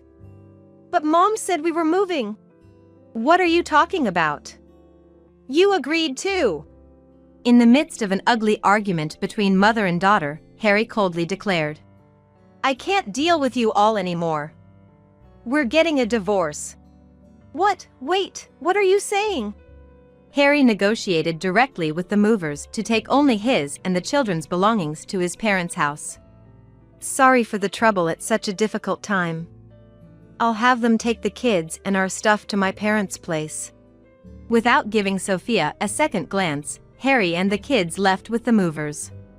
Sophia collapsed crying on the road, and the in-laws stood dumbfounded among the remaining belongings. The neighbors came out to see what was happening, turning the situation into a nightmare. Can we at least move these inside so they're not in the way? I nodded at his words. Yes, that's fine. This is your house, after all. What do you mean? The in-laws stared at us, confused. This is the truth. The day after being refused financial help by my in-laws 2 years ago, Liam brought home with him a very tough-looking man. That man was Jackson. He ran a real estate business and even gave me his business card. I was told that he was a high school classmate of Liam's.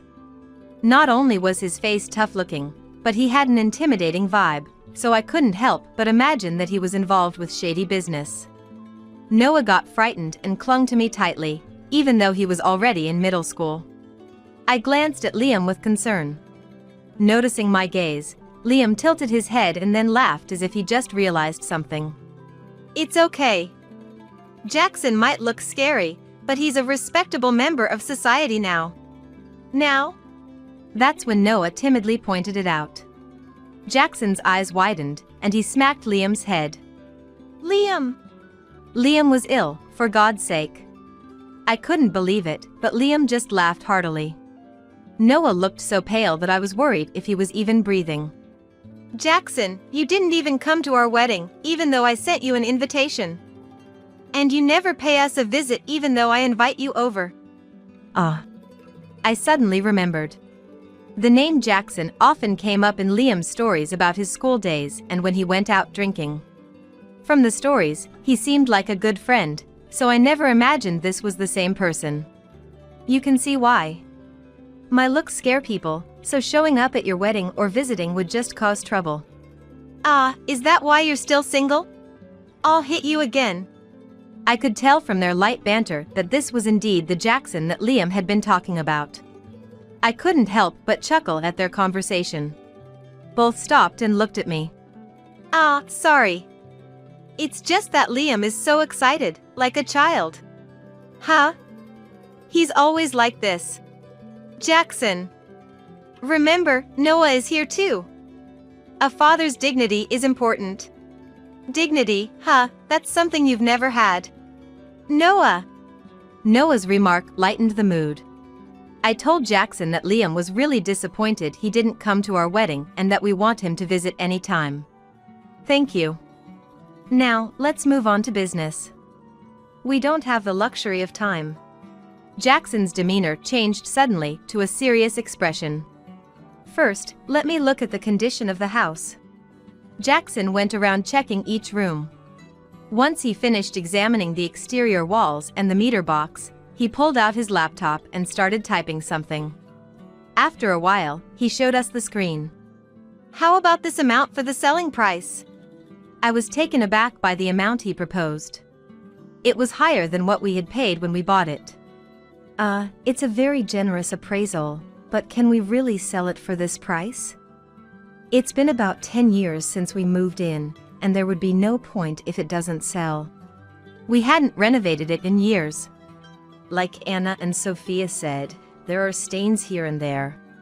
I heard about that from Liam. They were talking about what they were going to do with each room, right? Yes. That means they think it's still perfectly habitable. Don't worry, it will sell for this price. Full of confidence, Jackson assured us. You can trust him. Liam added. Understood. Please proceed with this price. As I agreed, Jackson quickly spread several documents on the table. Oh, and we need to find somewhere else to live. At my words, Jackson responded, "Sure." With a smile. He laid out rental agreement papers as well. "First, I will buy this house directly. That solves one problem. Then, I'll rent it back to you. There, the second problem is also solved." Huh. I was taken aback, but Jackson continued, "I'll transfer the money from the sale into your account within a few days. From there, we can pay off the remaining loan." Jackson smiled reassuringly. It was a boyish smile that made his earlier intimidating impression vanish. As we filled out the documents, I noticed the rental fee. $100. Both Liam and Noah looked surprised too, peering over the document. "Shouldn't it be $1,000? Liam said. "It's a typo, right?" And as we laughed, "It's not a mistake," Jackson said. "What?" "I owe that much to Liam." After a moment of thought. "No, you don't," Liam said. But Jackson told me about their high school days. Jackson was a real delinquent back then. He had been in trouble with the police several times and was often in fights which left his mother in tears. One day, his mother, a single mom, was hospitalized. She had fainted from stress and exhaustion. Rushing to the hospital, Jackson was shocked to see how frail and small his mother had become. He realized it was his fault and bawled his eyes out like a child. After that, he changed his ways, stopped getting into fights, and stayed out of trouble with the police. But then one day, a cigarette butt was found on the rooftop of the school building. It caught fire in a nearby dumpster and caused a small blaze. This became a problem at school, and they assumed Jackson, who had a bad reputation, was the culprit.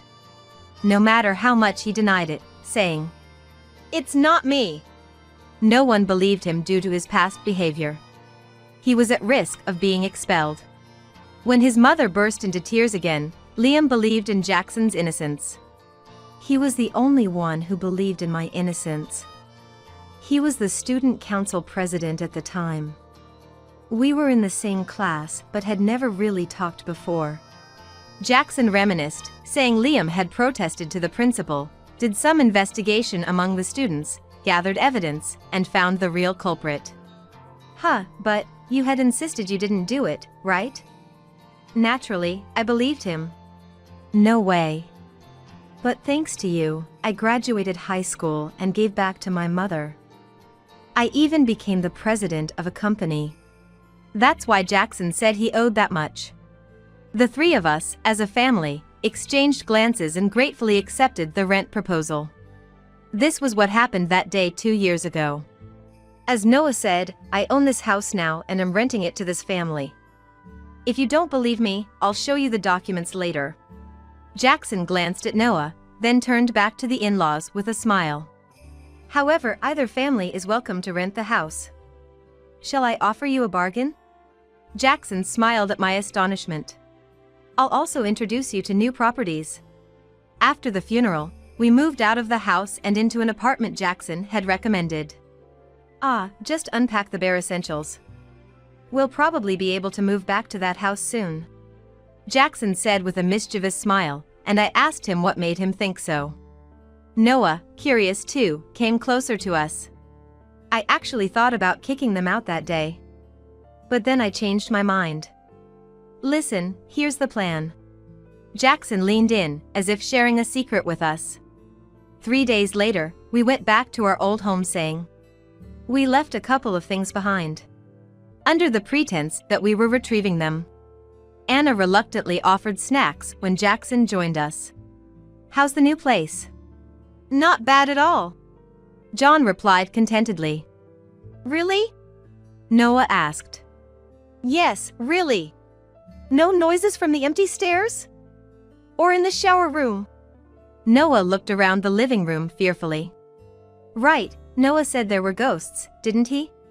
"I don't think Mom knows about it, but ever since Dad got hospitalized, I started to hear strange noises. Once, I saw the hem of a skirt on the stairs, thinking Mom was back, but no one was there." "That's ridiculous." Anna's words were cut off as Noah and Jackson simultaneously looked upstairs. Is there someone on the second floor? That was impossible. Sophia completely lost her vigor after her divorce with Harry was finalized. Although she was silent, she was in the living room. What? Stop with this nonsense. I didn't hear anything. Noah and Jackson exchanged glances and hurriedly packed up. That's good to hear. We'll take our leave then. They rushed out of the house and quickly got into the car. The in-laws, who had come to see us off at the entrance, looked frightened. In the car, we burst into laughter. Jackson's plan was to use the lie about ghosts that Noah had made up on the spot. This is for treating Liam poorly for so long. Where in the world do you find a parent or sister neglecting their dying son and getting ready to move into his house? I couldn't agree more with the words that Jackson spat out while he was driving. Jackson and Noah played such pranks on them repeatedly. Eventually, it was even said that mysterious incidents that neither of them had even mentioned would occur in that house. The in-laws and Sophia got creeped out, mistaking the noises in the house for poltergeists. They complained to Jackson and Noah, but we never experienced such things. Jumping to conclusions can be a scary thing, Noah said, laughing. Eventually, the in-laws and Sophia couldn't stand it anymore and moved out of the house. They rented a place within their budget, introduced by Jackson. That was just business. I made sure to find them a decent, budget-friendly old apartment, Jackson said with a sly smirk, and Noah and I applauded. By the way, Sophia, after divorcing Harry, had to start working again to pay child support. Seems like she's getting a taste of the harshness of society. I wish her all the best now that she has to single-handedly take care of her parents who had looked after her. Eventually, we returned to the house we bought with Liam. Although we couldn't buy it back, we still live there for a rent of $100. Harry and his 3 kids have started to visit again. Sophia seems to be asking for reconciliation, but Harry is not considering it at all. Once a month, Jackson comes over to collect the rent. He times it with Liam's monthly anniversary. After looking at Liam's photo, we have dinner together, and he even listens to Noah's troubles, now a high school student. And Noah and I have a little secret joy. It's the stories about Liam's school days that we hear occasionally at dinner. We hear so many stories that we never knew about, and we learn new things about Liam. I'm sure Liam is smiling with us around the dining table. No way, come on, Liam would say, making childish excuses. Your husband and I are starting a business together. We'll take the sales and the employees. Dorothy and Brian said this with a nasty smirk. I was at a loss for words. As soon as we graduated from college, we started a small business.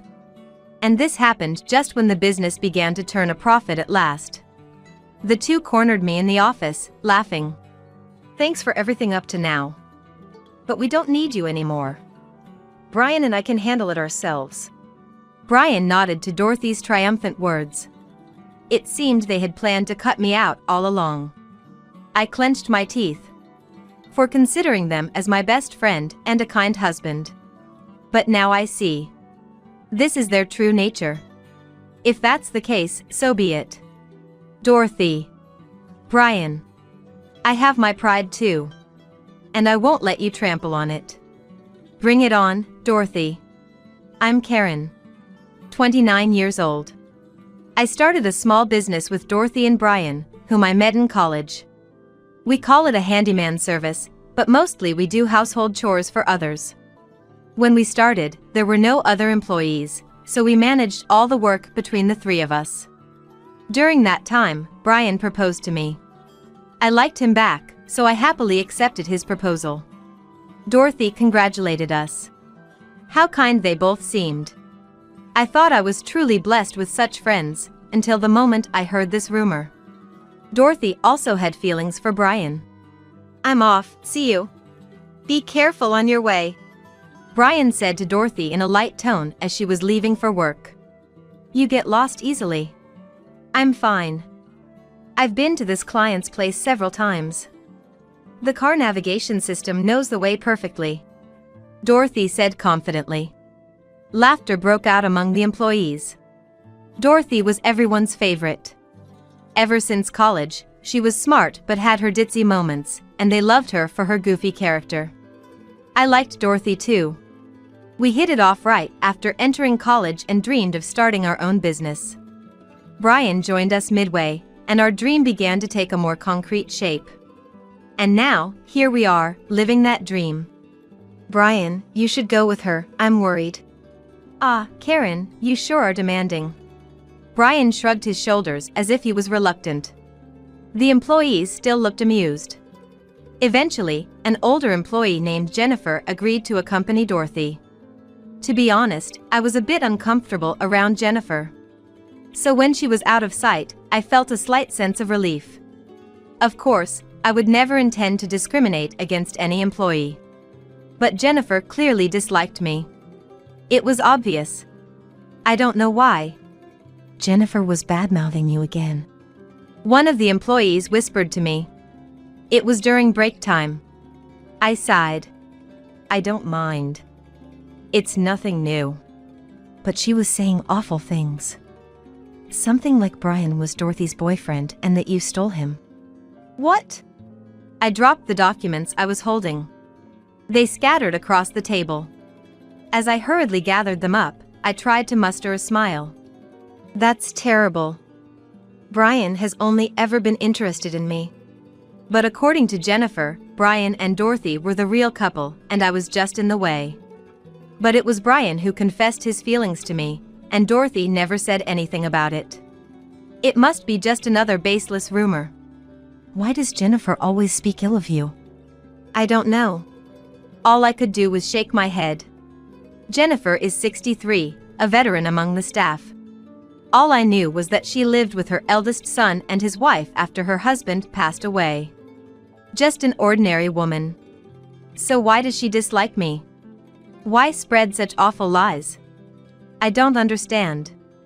I don't know how to deal with it because I don't understand. Of course, she wasn't always like this. When did it start?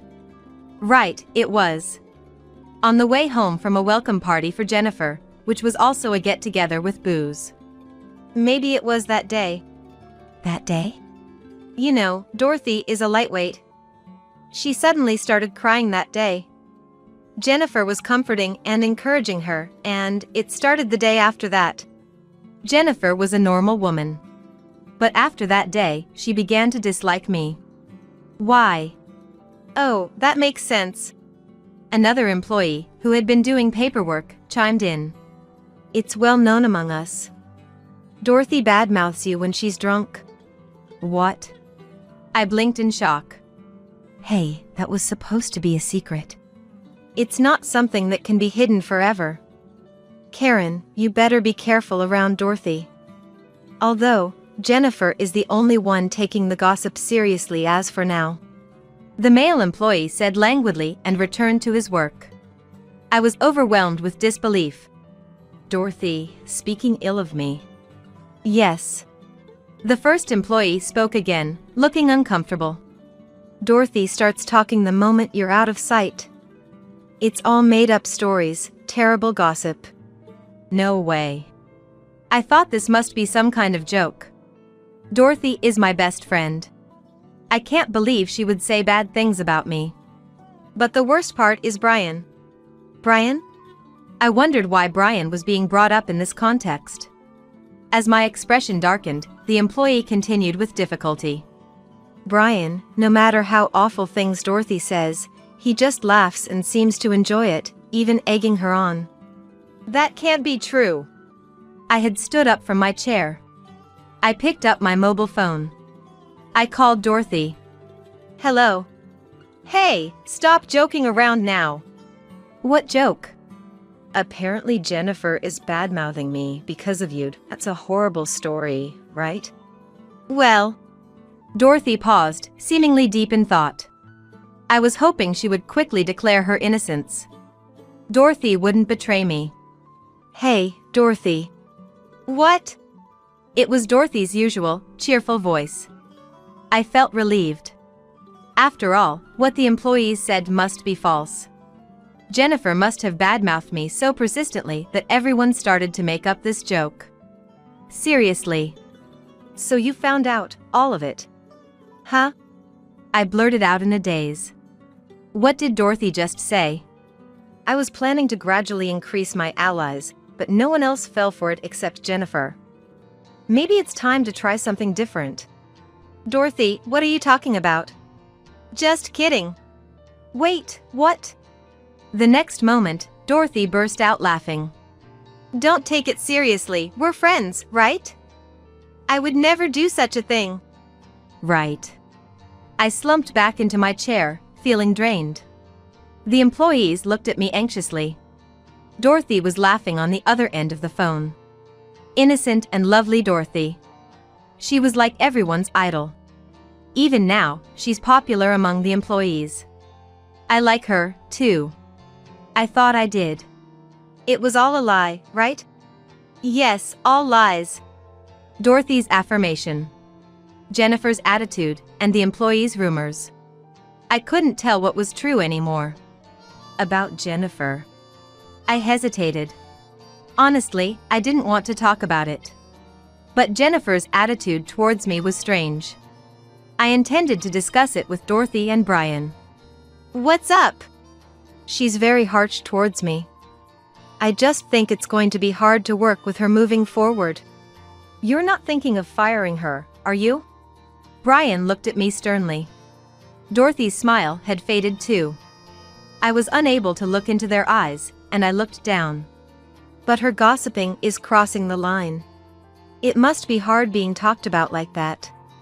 Dorothy seemed to sympathize with me. She's kind after all, I thought. Then Dorothy said, "But it's funny to watch, isn't it?" "What?" "Nothing. Karen, think it over. Jennifer is our ace employee, and we've worked together for so long. It would be too cruel to fire her now." "I think so too." Their opinions were the exact opposite of mine. Indeed, many clients have specifically requested Jennifer. Plus, Jennifer was the first employee we hired after starting the company. I have some kind of attachment to her too. But, like I said before, Jennifer's harshness towards me is because of Dorothy. There are rumors about that. If it's not just me, but Dorothy's reputation falls too. That's unavoidable, Dorothy said with a troubled expression. Because, well, it's the truth. Dorothy. I sighed. Lately, Dorothy has been teasing me excessively. She's manipulating Jennifer to take my place. Even though that can't possibly be true. "Really, Karen, you're too nice," Brian suddenly said. I looked at him in surprise, and Brian had a smile on his face. A very unpleasant smile. What Dorothy is saying is true. I was dating Dorothy. Brian, not you too. But along the way, he got greedy. You were better in both grades and popularity. If anyone was to be the boss, it had to be you. So Brian left me for you, Karen. They took turns speaking. Words I didn't want to hear. "Stop it." But Karen, you're too naive, aren't you? With that attitude, you can't compete with the cunning folks in other companies. "Stop it!" I shouted. My throat hurt from suddenly raising my voice. As I rubbed my throat, Dorothy started laughing. Just admit it, Karen. It's all true. I've been feeding Jennifer all this, and she's been taking it seriously. I began to tremble at her words. "It's crazy. That's just crazy. Why would you do such thing?" "Why? It's obvious, isn't it?" Dorothy said, curling her lips. "You stole Brian from me. Not just that. In school, you were always above me in grades. It was always like that. Because of you, I could never be the first. But Dorothy, you were chosen as the most beautiful girl in college. That was because I worked hard to please everyone and put on a friendly face. But what about you, Karen? Without any effort, you made it into the top 10. Don't joke with me." "Who's joking now?" I had forgotten about the pain in my throat. Tears were streaming from both eyes. How disgusting. Crying like that. Exactly. Dorothy's face is still the best. I made a mistake in choosing a partner. Yes, indeed. Dorothy briefly glared at Brian, probably despising him for his opportunistic nature. But the next moment, she turned a sweet smile and voice to Brian. "Come back to me, Brian." "No." "Dorothy, what are you saying?" "Right, even without Karen, the company can go on. Maybe, Dorothy, you should be the president, and I can assist you." You don't want to be the president yourself? "I don't want a role that just dumps responsibilities on me. I'm more suited to being number 2. Brian said this casually. This is nonsense. A nightmare. I need to wake up quickly. I can't endure this any longer." As I was crouching and crying, Dorothy suddenly said, "Hey, Karen. If you think you've done anything bad to me, I'll give you a chance to atone." "Atone? What sin do I have?" "About Brian?" I really didn't know. But if it's true, I feel sorry. The moment I looked up. "Give me this company and Brian," Dorothy said, smiling. "Your husband and I are taking over the business. We'll take the sales and employees." The two of them laughed triumphantly. It was a terrifying smirk. I finally understood. They had been planning on using me all along and to kick me out of the company once I'm no longer needed. "Thanks for your hard work until now. But we don't need you anymore. Brian and I can manage on our own." That's right. I'm remarrying Dorothy, so I don't need you anymore." Their words made something inside me snap. They really had the nerve to say whatever they wanted. I have my pride too. To be trampled on so cruelly. I won't just walk away quietly. Silently, I glared at them. Then, it was my turn to smile at them. "Suit yourselves." "Oh, how magnanimous of you." I slipped past the two of them and walked away. Dorothy still looked proud. She must think I'm being docile out of a sense of defeat. Let her interpret it however she wants. We're not friends anymore, anyway. "Brian, I'll write up the divorce papers." Just like that?" Brian seemed a bit taken aback. "No regrets? You don't fully understand my charm?" "Whatever." Dorothy crossed her legs, looking pleased with herself.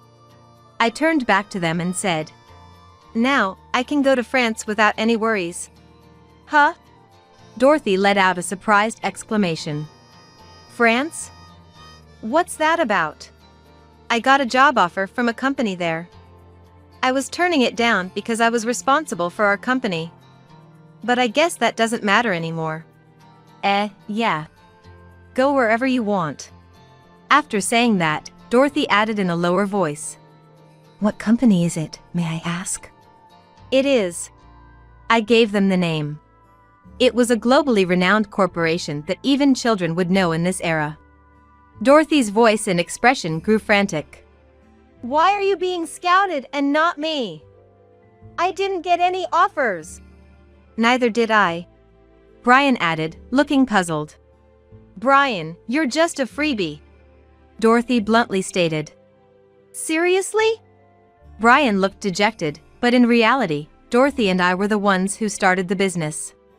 Brian was more like an assistant, or something like that.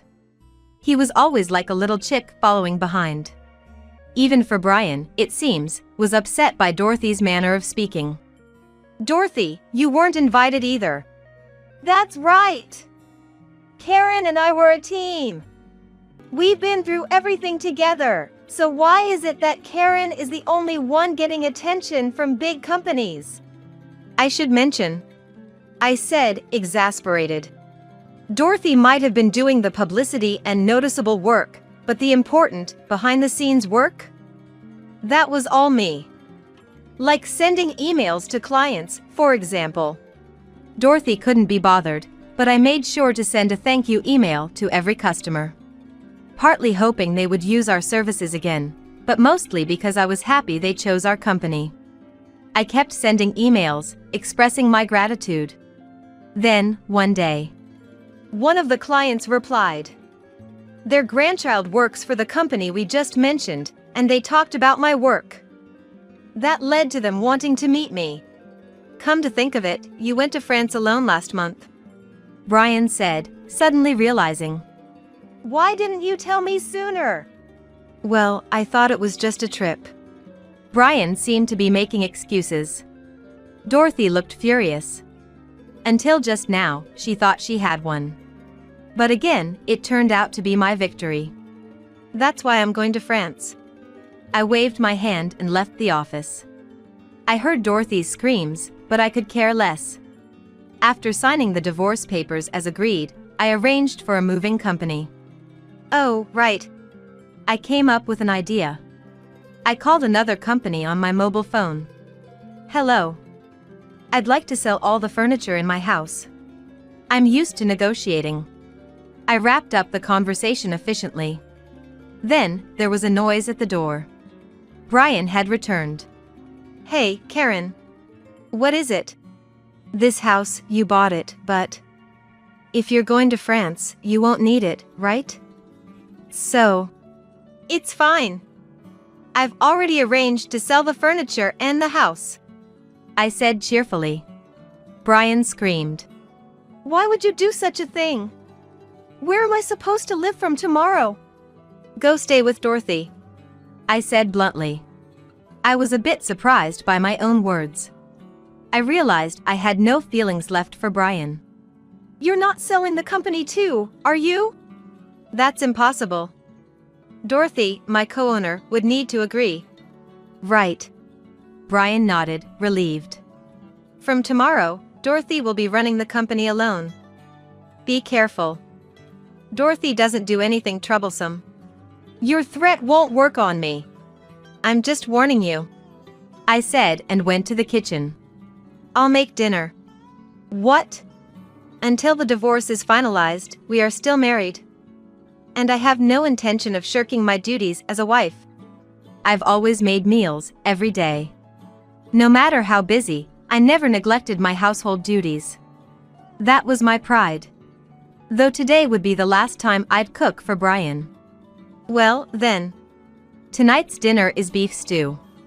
I splurged a little on some good meat this time. I sautéed it with onions and butter, carefully. With tomato salad and juice, tonight's dinner was ready. We ate facing each other. There was hardly any conversation. But, the words Brian said strangely stayed with me. This is the last time I'll eat your cooking, Karen. Did you like it? It was okay. Brian, ever childish, never praised my cooking until the end. Yet, I was content. I had remained a good wife till the end. The next day, after confirming the divorce papers were processed, I headed to the office. There was a buzz of activity inside. As I entered, one of the employees approached me. Karen! Is it true you're being forced out of the company? It's true. I explained again that I was leaving the company and heading to France alone. A murmur spread among the employees. Karen is amazing, as expected. Karen! We can't run the company without you. I'm quitting this company. Don't say that. I tried to calm them. But, except for one, they all insisted on quitting. I'll stay. Of course, it was Jennifer who said that. The youngest employee looked at Jennifer accusingly. I stopped them just as they were about to speak. Instead, I spoke. Jennifer. Yes? Her reply was curt, as I had grown accustomed to. In fact, thinking I wouldn't hear her voice again made me somewhat sad. Dorothy is flashy and loves attention. Brian is indecisive and rarely takes initiative. Please take care of those two. That's what I was planning to. Jennifer glanced at me and nodded. As if she had figured it out all along. Even if I'm the only employee left, I will support them. I'm not like the other ungrateful employees. What did you say? Stop. I held them back while looking around the office. I had done well to grow the company this far. What would become of it now, losing all employees except Jennifer? I wouldn't be there to see it anyways. Karen! What are you doing in our company? Dorothy's voice rang out. This place was no longer mine. Her footsteps were my cue to leave the office. Next, I headed to a restaurant arranged by the client. And their grandchild waiting for me. We parted with smiles. But I didn't take up their offer. I still had things to do in Japan. What do you think you're doing? Dorothy barged into my office while I was working. I looked at her face while sitting. What? Karen, weren't you going to France? Why are you starting a business in America? That's right. In the end, I didn't go to France. Instead, I decided to start over in America. The reason was simple. How could I leave the employees who admire me in a difficult situation? So, you poach our employees and then act like it's nothing. I didn't poach anyone. They came to me because they couldn't work under you, Dorothy. As they declared, all employees except Jennifer quit Dorothy's company. I couldn't just abandon them and go to France alone. I felt obligated to provide them a stable working environment again. Jennifer is there for you. One person can't cover everything. And Brian is useless. Isn't managing a part of your job as a president? I replied nonchalantly. Dorothy groaned, at a loss for words. I sighed and closed my laptop. Dorothy. It's not bad to want things. People need ambition. Whether it's born from an inferiority complex or a motivation, I think it's okay. Are you lecturing me? That's not the point. As a president, Dorothy, you have a duty to keep Brian and Jennifer away from difficult situations. And of course, if the business fails, it will affect you too. It would make me sad. That company is like a child to me. I know that. Dorothy bit her lip. But I don't know what to do. Jobs that were coming in smoothly are now reducing. The online reviews are terrible. They write it was better with the former president. Customers are honest. I shrugged. Do you send thank you emails to your customers? Are you polite to them at work? Stop nagging! Dorothy got angry. Such a child. I was amazed at my lack of judgment. Or maybe Dorothy just fooled me well. Probably both. Before showing her true nature, Dorothy seemed kind and graceful. Who knew she was this selfish and childish? Brian seems lost too. Another email. After Dorothy left crying, I opened my laptop again. There was an email from Brian. I didn't even need to check it. He was probably asking if he could join my company, maybe even hinting at reconciliation. How selfish can a man be? Doesn't he feel ashamed to be dependent on a woman? Brian and Dorothy broke up, it seems. A female employee said, bringing a cup of tea. Is that so? They never remarried. As soon as Brian heard about you starting a new business, he initiated the breakup. I heard from him directly. I propped my chin on my hand. I needed to meet Brian to clear things up. That weekend, I called Brian to a cafe near the company. He looked happy. And was overly considerate. It's been a while. How have you been? Yes, well. If only you and Dorothy in front of me could get it together, I'd feel more at ease. But Brian's attitude suggested that was unlikely. The food tastes better when I'm looking at your face, Karen. Oh, but the food you cooked was even better. Is that so? Even though he never once praised my cooking while we were married. I checked my watch and said shortly, I have no intention of remarrying you, nor hiring you at my company. Don't say that. For the sake of our past as a couple. We're no longer a couple. I dismissed Brian's wishful thinking. Well then, I'll be going. Wait! If you persist, I might have to consult a lawyer. What? At the mention of a lawyer, Brian looked frightened. Good. Cowardly Brian wouldn't have the nerve to bother me further. I paid for my share and decided to return to the office. Brian, holding his wallet, shouted, You called me here and you want to split the bills? Are you offering to pay the full amount? Leaving a groaning Brian behind, I left the cafe. Unfortunately, the company Dorothy ran went under. Poor reviews and her attitude drove customers away. It's a pity for Jennifer, who lost her job, but it couldn't be helped. Please, hire me at your company. Please, I beg you. Now, they are both bowing their heads to me. After all their arrogance towards me, what could you possibly say to me? Please leave. I said very politely, yet distantly. There's no place for you here. It's because you started a rival company. Dorothy exposed her true self again. Brian was shocked, but Dorothy kept shouting. I know all our customers went to your place. I didn't lead them there. I spoke in a soothing tone. Both the employees and the customers made their choices on their own. Do you think I alone could influence so many people? Dorothy knew the truth deep down. What was right and what was wrong. The mistake of driving me out of the company. Her failure to take her duty as president seriously. It all comes down to one thing, people's trust. Now, both of you, please leave.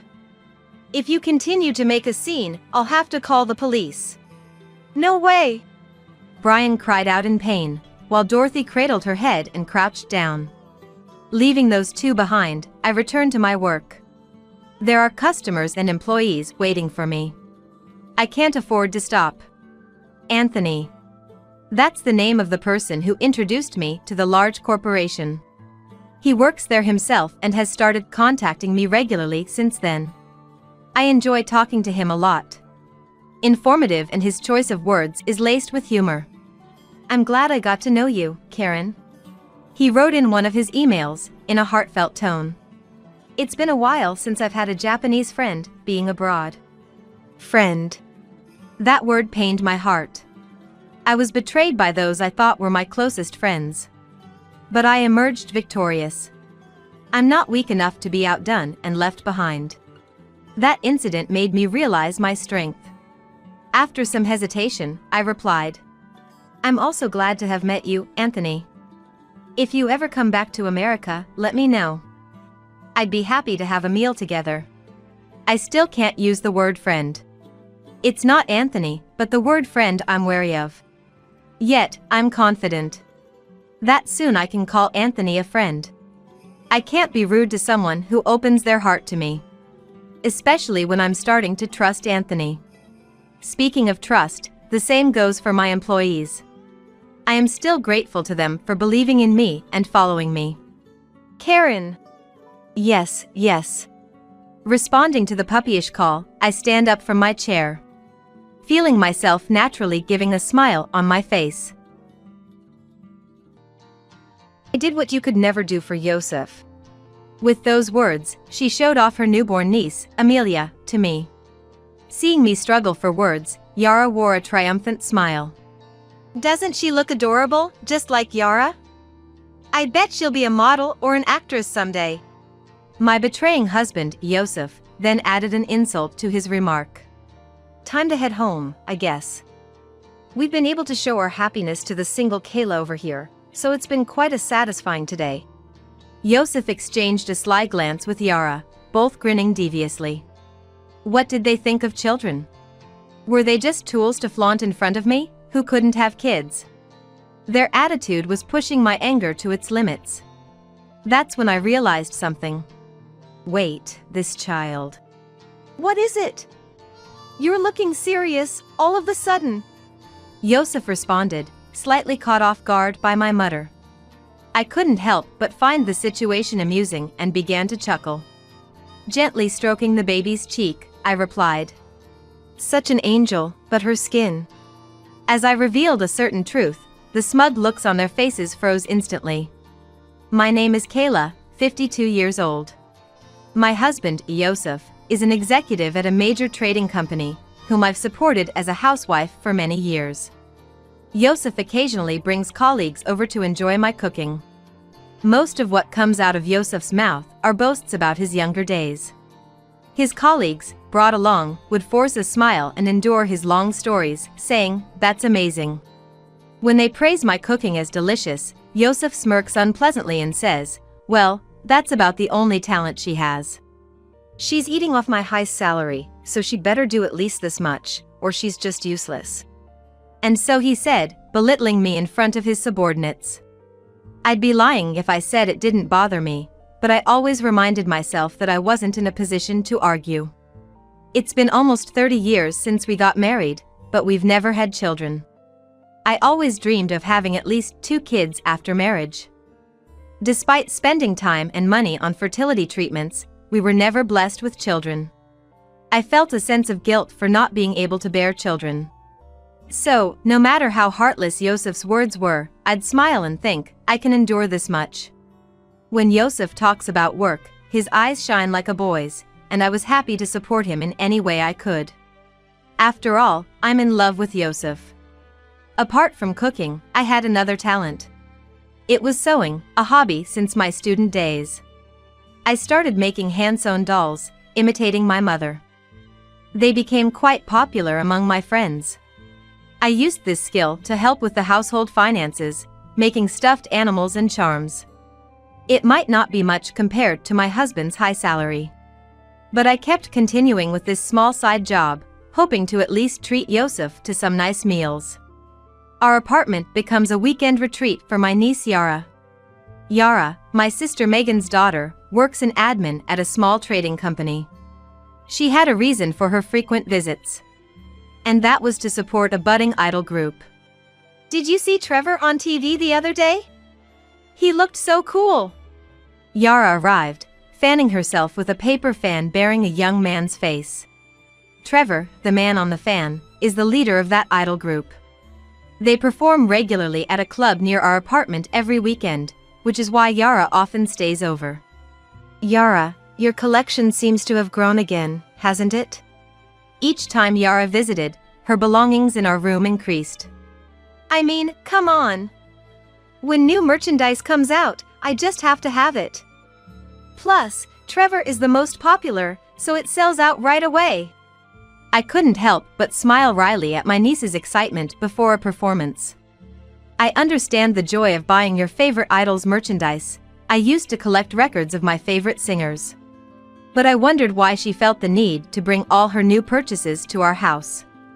Isn't it hard to carry all that around? It's fine.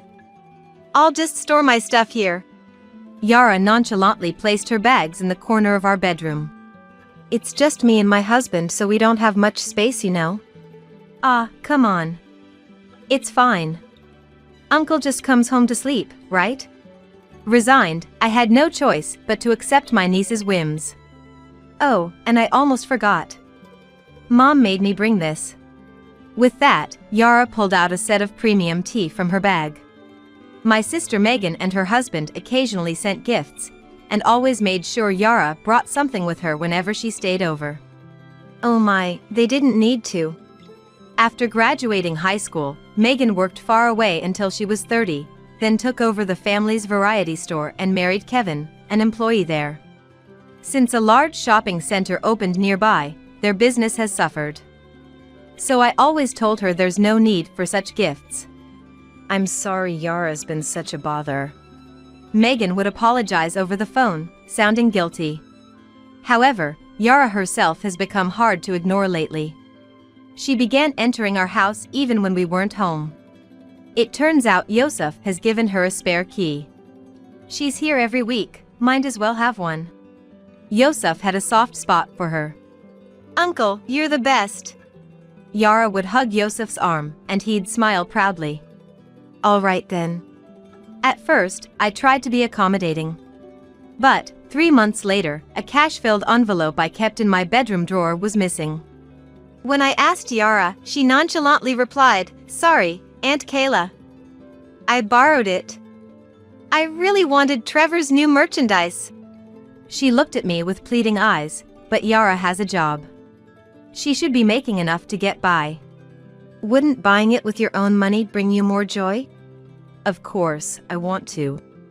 But my salary isn't enough. Her casual words weighed on me. How much is she spending on this obsession? But it wasn't just about money. I noticed my skincare products were running out unusually fast. Since Yosef never used them, it had to be Yara. Confronted, she admitted it without hesitation. Sorry, Aunt Kayla. I just thought I'd use them since they were there. What did she mean since they were there? That cream was expensive. I frowned, and Yara pretended to shiver and rub her arms. Aunt Kayla, you're scary. Then Yosef would join in and laugh beside Yara. Come on, it's not a big deal. Don't laugh, you should be scolding her. Don't get mad. You look older when you frown like that. Yosef, usually not much of a joker, becomes chatty around Yara. I found particularly displeasing. Anyway, I don't want you using our things without permission. You have a job, so buy your own stuff. If you continue using mine, I won't let you stay over again. I'll make sure your mom knows that too. When I lectured Yara, Yosef turned red and shouted. Enough already. The things you use aren't even earned by you, are they? I'm the one who's worked for all of it. I'm not living in luxury. I've been cutting corners, managing with what we have. I'm not splurging on hobbies like Yara. It's my money, I earned it. If I say Yara can use it, then she can use it however she wants. Yosef's yelling made me want to cry. True, most of our income was from Yosef's work, so I couldn't argue further. Feeling abandoned with Yosef not on my side, I almost called Megan but stopped and put my phone away. Megan and her husband must be preoccupied with their struggling store. Complaining about my husband would just cause them unnecessary worry. Marital issues should be resolved between us. Days passed as I kept my concerns to myself. It was one cold Sunday morning during winter. A friend from my student days invited me out, so I decided to wear a fur coat I had never worn since purchase. I told Yosef about it beforehand. I plan to be back by evening, but if I'm late, could you start dinner? Just reheat yesterday's leftovers in the microwave. Don't worry about me. Take your time and enjoy yourself. He said, so smiling as he saw me off. Yosef, who usually belittles me in front of his subordinates, was kind and considerate when it was just us. I felt genuinely happy to be married to him. But as I arrived at the station, my friend called to cancel. Sorry. My husband's thrown out his back and can't move. I hate to do this, but can we reschedule? That's okay. Next time, you're treating me to fancy French cuisine. After jokingly dismissing my friend's repeated apologies over the phone, I wondered what to do, trying to come up with a plan for the day, but nothing particular came to mind. There's nothing else to do, I guess I'll go back home to Yosef. I stopped at the supermarket to pick up ingredients for lunch, thinking of making a warm stew for Yosef. As I opened the door, I was hit by a wave of heat and a scent of strong perfume. I noticed Yara's coat, a common sight on weekends. Yara, are you here? No answer. No one was in the living room. Strange, where could they be? I could sense someone was home, so they hadn't gone out. I stored the groceries and decided to look around the apartment. I could hear Yosef snoring from the bedroom. Was he taking a nap this early? I didn't understand much about Yosef's job, but being an executive must be tough during the week. So, I thought to let him rest on his rare day off. When I opened the bedroom door to see Yosef, I was met with a shocking sight. On our bed, usually shared by Yosef and me, lay Yosef and Yara, both naked and asleep. They were unaware of my return, lost in deep slumber. Yosef. I called out in a faint voice. More than anger, I felt a profound disappointment in my husband. After calling a few times, Yosef finally opened his heavy eyelids. Kayla? You're back early. He seemed groggy and closed his eyes again. Yara, I'm home. Yara, stretching and slowly sitting up, noticed me and shook Yosef to wake him up. Uncle, wake up. We got caught. She spoke with a mischievous grin, like a child found while playing hide and seek. Yosef sat up lazily, sighing, "So, we're caught, huh?" and yawned nonchalantly. "What's the meaning of this?" Confronted with this betrayal, I even forgot to express my anger. "Well, as you see, we're involved, that's all. Both of you, get dressed right now." Surprisingly calm, I instructed the two. 2 hours later, my husband's parents and Megan's family arrived at my request. "Sorry, Megan, Kevin, to bother you at this busy time. Don't worry about us. This is a serious matter." Megan comforted me, casting a cold glare at Yosef and Yara. "What is the meaning of this? Explain yourself." She scolded at Yara, who only sighed and avoided eye contact. And to my surprise, she was checking the latest idol group updates on her phone. "This is not the time for that." Megan scolded, snatching the phone away.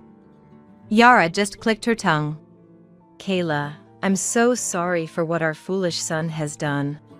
Emily, my mother-in-law, tearfully apologized. Both in-laws were over 80, and it must have been hard for them to come in this cold. "Do we really need to drag these old folks into this?" Yosef complained. John, my father-in-law, slammed the table. "Do you have no sense of responsibility? Yosef, after such a terrible betrayal to Kayla. You're unbelievable," Emily said in dismay. "Yosef, how could this happen? Can you give me a satisfying explanation?" "No need to explain. Any man would prefer a young and cute girl like Yara over an old lady like her, right?" "As a man, I'm ashamed of you," John shouted at Yosef, who showed no remorse, his face turning red with anger. "Yara is no better. How could you hurt Kayla, who's always been so kind to you? Where did we go wrong?" Kevin, usually quiet, sighed in dismay.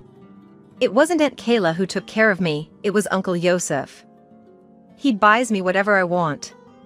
He even lets me use all the cosmetics and bags in this house. So different from Aunt Kayla, who's so petty." "Yara, apologize to Kayla." "No way. Why should I apologize to her? I don't need an apology. Even if you did, it wouldn't repair my relationship with Yosef." I spoke calmly. I reflected on the 30 years I had devoted to Yosef, enduring his belittling behavior because I believed he loved me. But his betrayal shattered everything I had held dear. "Let's get a divorce. There's no other option." "Is that what you want, Kayla?" Megan asked, and I nodded firmly. "Thanks, Kayla. Now we can marry openly," Yosef said, hugging Yara. They gazed at each other, unconcerned about the family's presence.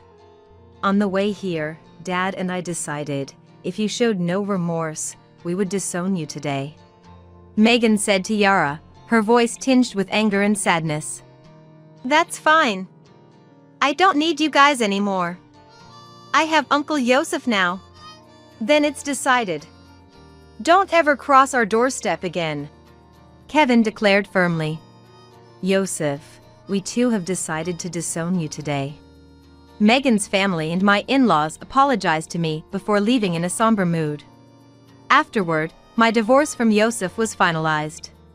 The divorce mediation, handled by lawyers, granted me compensation from both Yosef and Yara. Yosef, not wanting to burden Yara, paid both their shares in full. Within a month of our divorce, Yosef remarried Yara. "I'm an executive at a major trading company. I can afford it. You can have all the marital assets," Yosef boasted, relinquishing his shared property. Despite his pride, he seemed to be struggling financially after paying both settlements. But he was a stranger to me now, so I focused on moving forward. I returned to my family home and began helping at Megan's variety store. Both my elderly parents were in a care facility. I took over the shop when Megan and her husband visited them. "Sorry for always making you help out. It's me who should be grateful." I can't expect to be fed without doing anything. Megan and her husband always looked out for me after what I had gone through. Mostly out of concern for the mistake their daughter had made. Their feelings were so apparent that I felt more apologetic than they did. That summer, 3 years after I had returned home, Yosef and Yara unexpectedly appeared before me. Why are you here? I was stunned to see them smiling as they entered the shop. It's been a while, Aunt Kayla. Yara greeted, holding a newborn baby in her arms. Seeing the baby, I was at a loss for words. Since Yara was holding the child, it must be her baby. That would mean the father is, of course, Yosef. Seeing my speechlessness, Yara wore a triumphant smile. I did what you could never do for Yosef, she said, playing with the baby. She now called Yosef by his name, not uncle anymore. That reality shook me deeply. Then Megan and her husband returned. What are you doing here after all this time? Is that how you greet your daughter who's just returned home after 3 years? Yara retorted, showing off the baby. Look, Mom. Our child, Amelia. She's your first grandchild. Indeed. Congratulations. Megan replied emotionlessly, avoiding her daughter's gaze. Yara turned to me, smiling. I came to announce the birth of my daughter. Celebrate with us, Aunt Kayla. Say hello to Amelia. Enough. What on earth are you thinking? Have you considered Kayla's feelings? Kevin raised his voice, uncharacteristically angry. Doesn't she look adorable, just like Yara? I bet she'll be a model or an actress someday. Yosef said lazily. Megan, unable to bear it, grabbed a broom to chase them away. Leave now. This isn't your place. You're disrupting our business, so go away. Time to leave. We've boasted enough happiness to the lonely, single Kayla. It's a quite satisfying day today, Yosef said, exchanging a conniving smile with Yara. What did they think of children? Using a child as a tool to flaunt and bask in their superiority? As I sadly watched the baby in Yara's arms, I realized something. Wait, this child. What is it? You're looking serious, all of a sudden. Yosef asked, puzzled. I suddenly found the situation amusing and started to chuckle. What's with the sudden laughter? Something wrong? Looks like Aunt Kayla's gone crazy from the shock. Gently stroking the baby's cheek, I replied. Like an angel, but her skin. Her skin? What about it? It looks so healthy. A beautiful tan, unlike Yosef's fair skin. Indeed, the baby's skin was a stark contrast to Yosef's paleness. What's wrong with that? None of my family or relatives have such tan skin. Is that strange? There are people in the world with tan skin. Oh, Yara once mentioned her great-grandfather was tan. That's genetics, right? Yosef said, acting knowledgeable. At that moment, my suspicions about Yara turned into certainty. That's impossible. What do you mean, impossible? Yosef questioned, suddenly anxious. I fetched an old family album from a closet in the room my grandparents used to use. Here, something I want you to see. Saying this, I showed a photo from the album. It's just a regular family photo. In the photo were me, Megan, our parents, and grandparents. It was taken in front of the store when my parents first started their variety store. This tall man on the right is my grandfather, Yara's great-grandfather. So? It's just a normal family photo. Don't you see? Look at my grandfather's skin. Fair-skinned, so what? That's normal, right? Yosef seemed to not grasp the reality. While he was confused, Yara's face turned pale. Enough. Amelia needs her milk. Let's go. Yara urged, tugging at Yosef's shirt. Unaware of the truth, Yosef started to leave, so I gave him another hint. There's no one with tan skin in my family, not just my grandfather. No relatives either. Wait, does that mean? Finally, Yosef seemed to understand what I was implying. That means the likelihood of you two having a tan child is 0.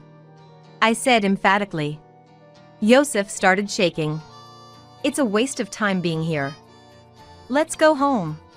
Yara hurried him, but Yosef, now understanding, didn't move. He turned to Yara, questioning her sternly. What's this about?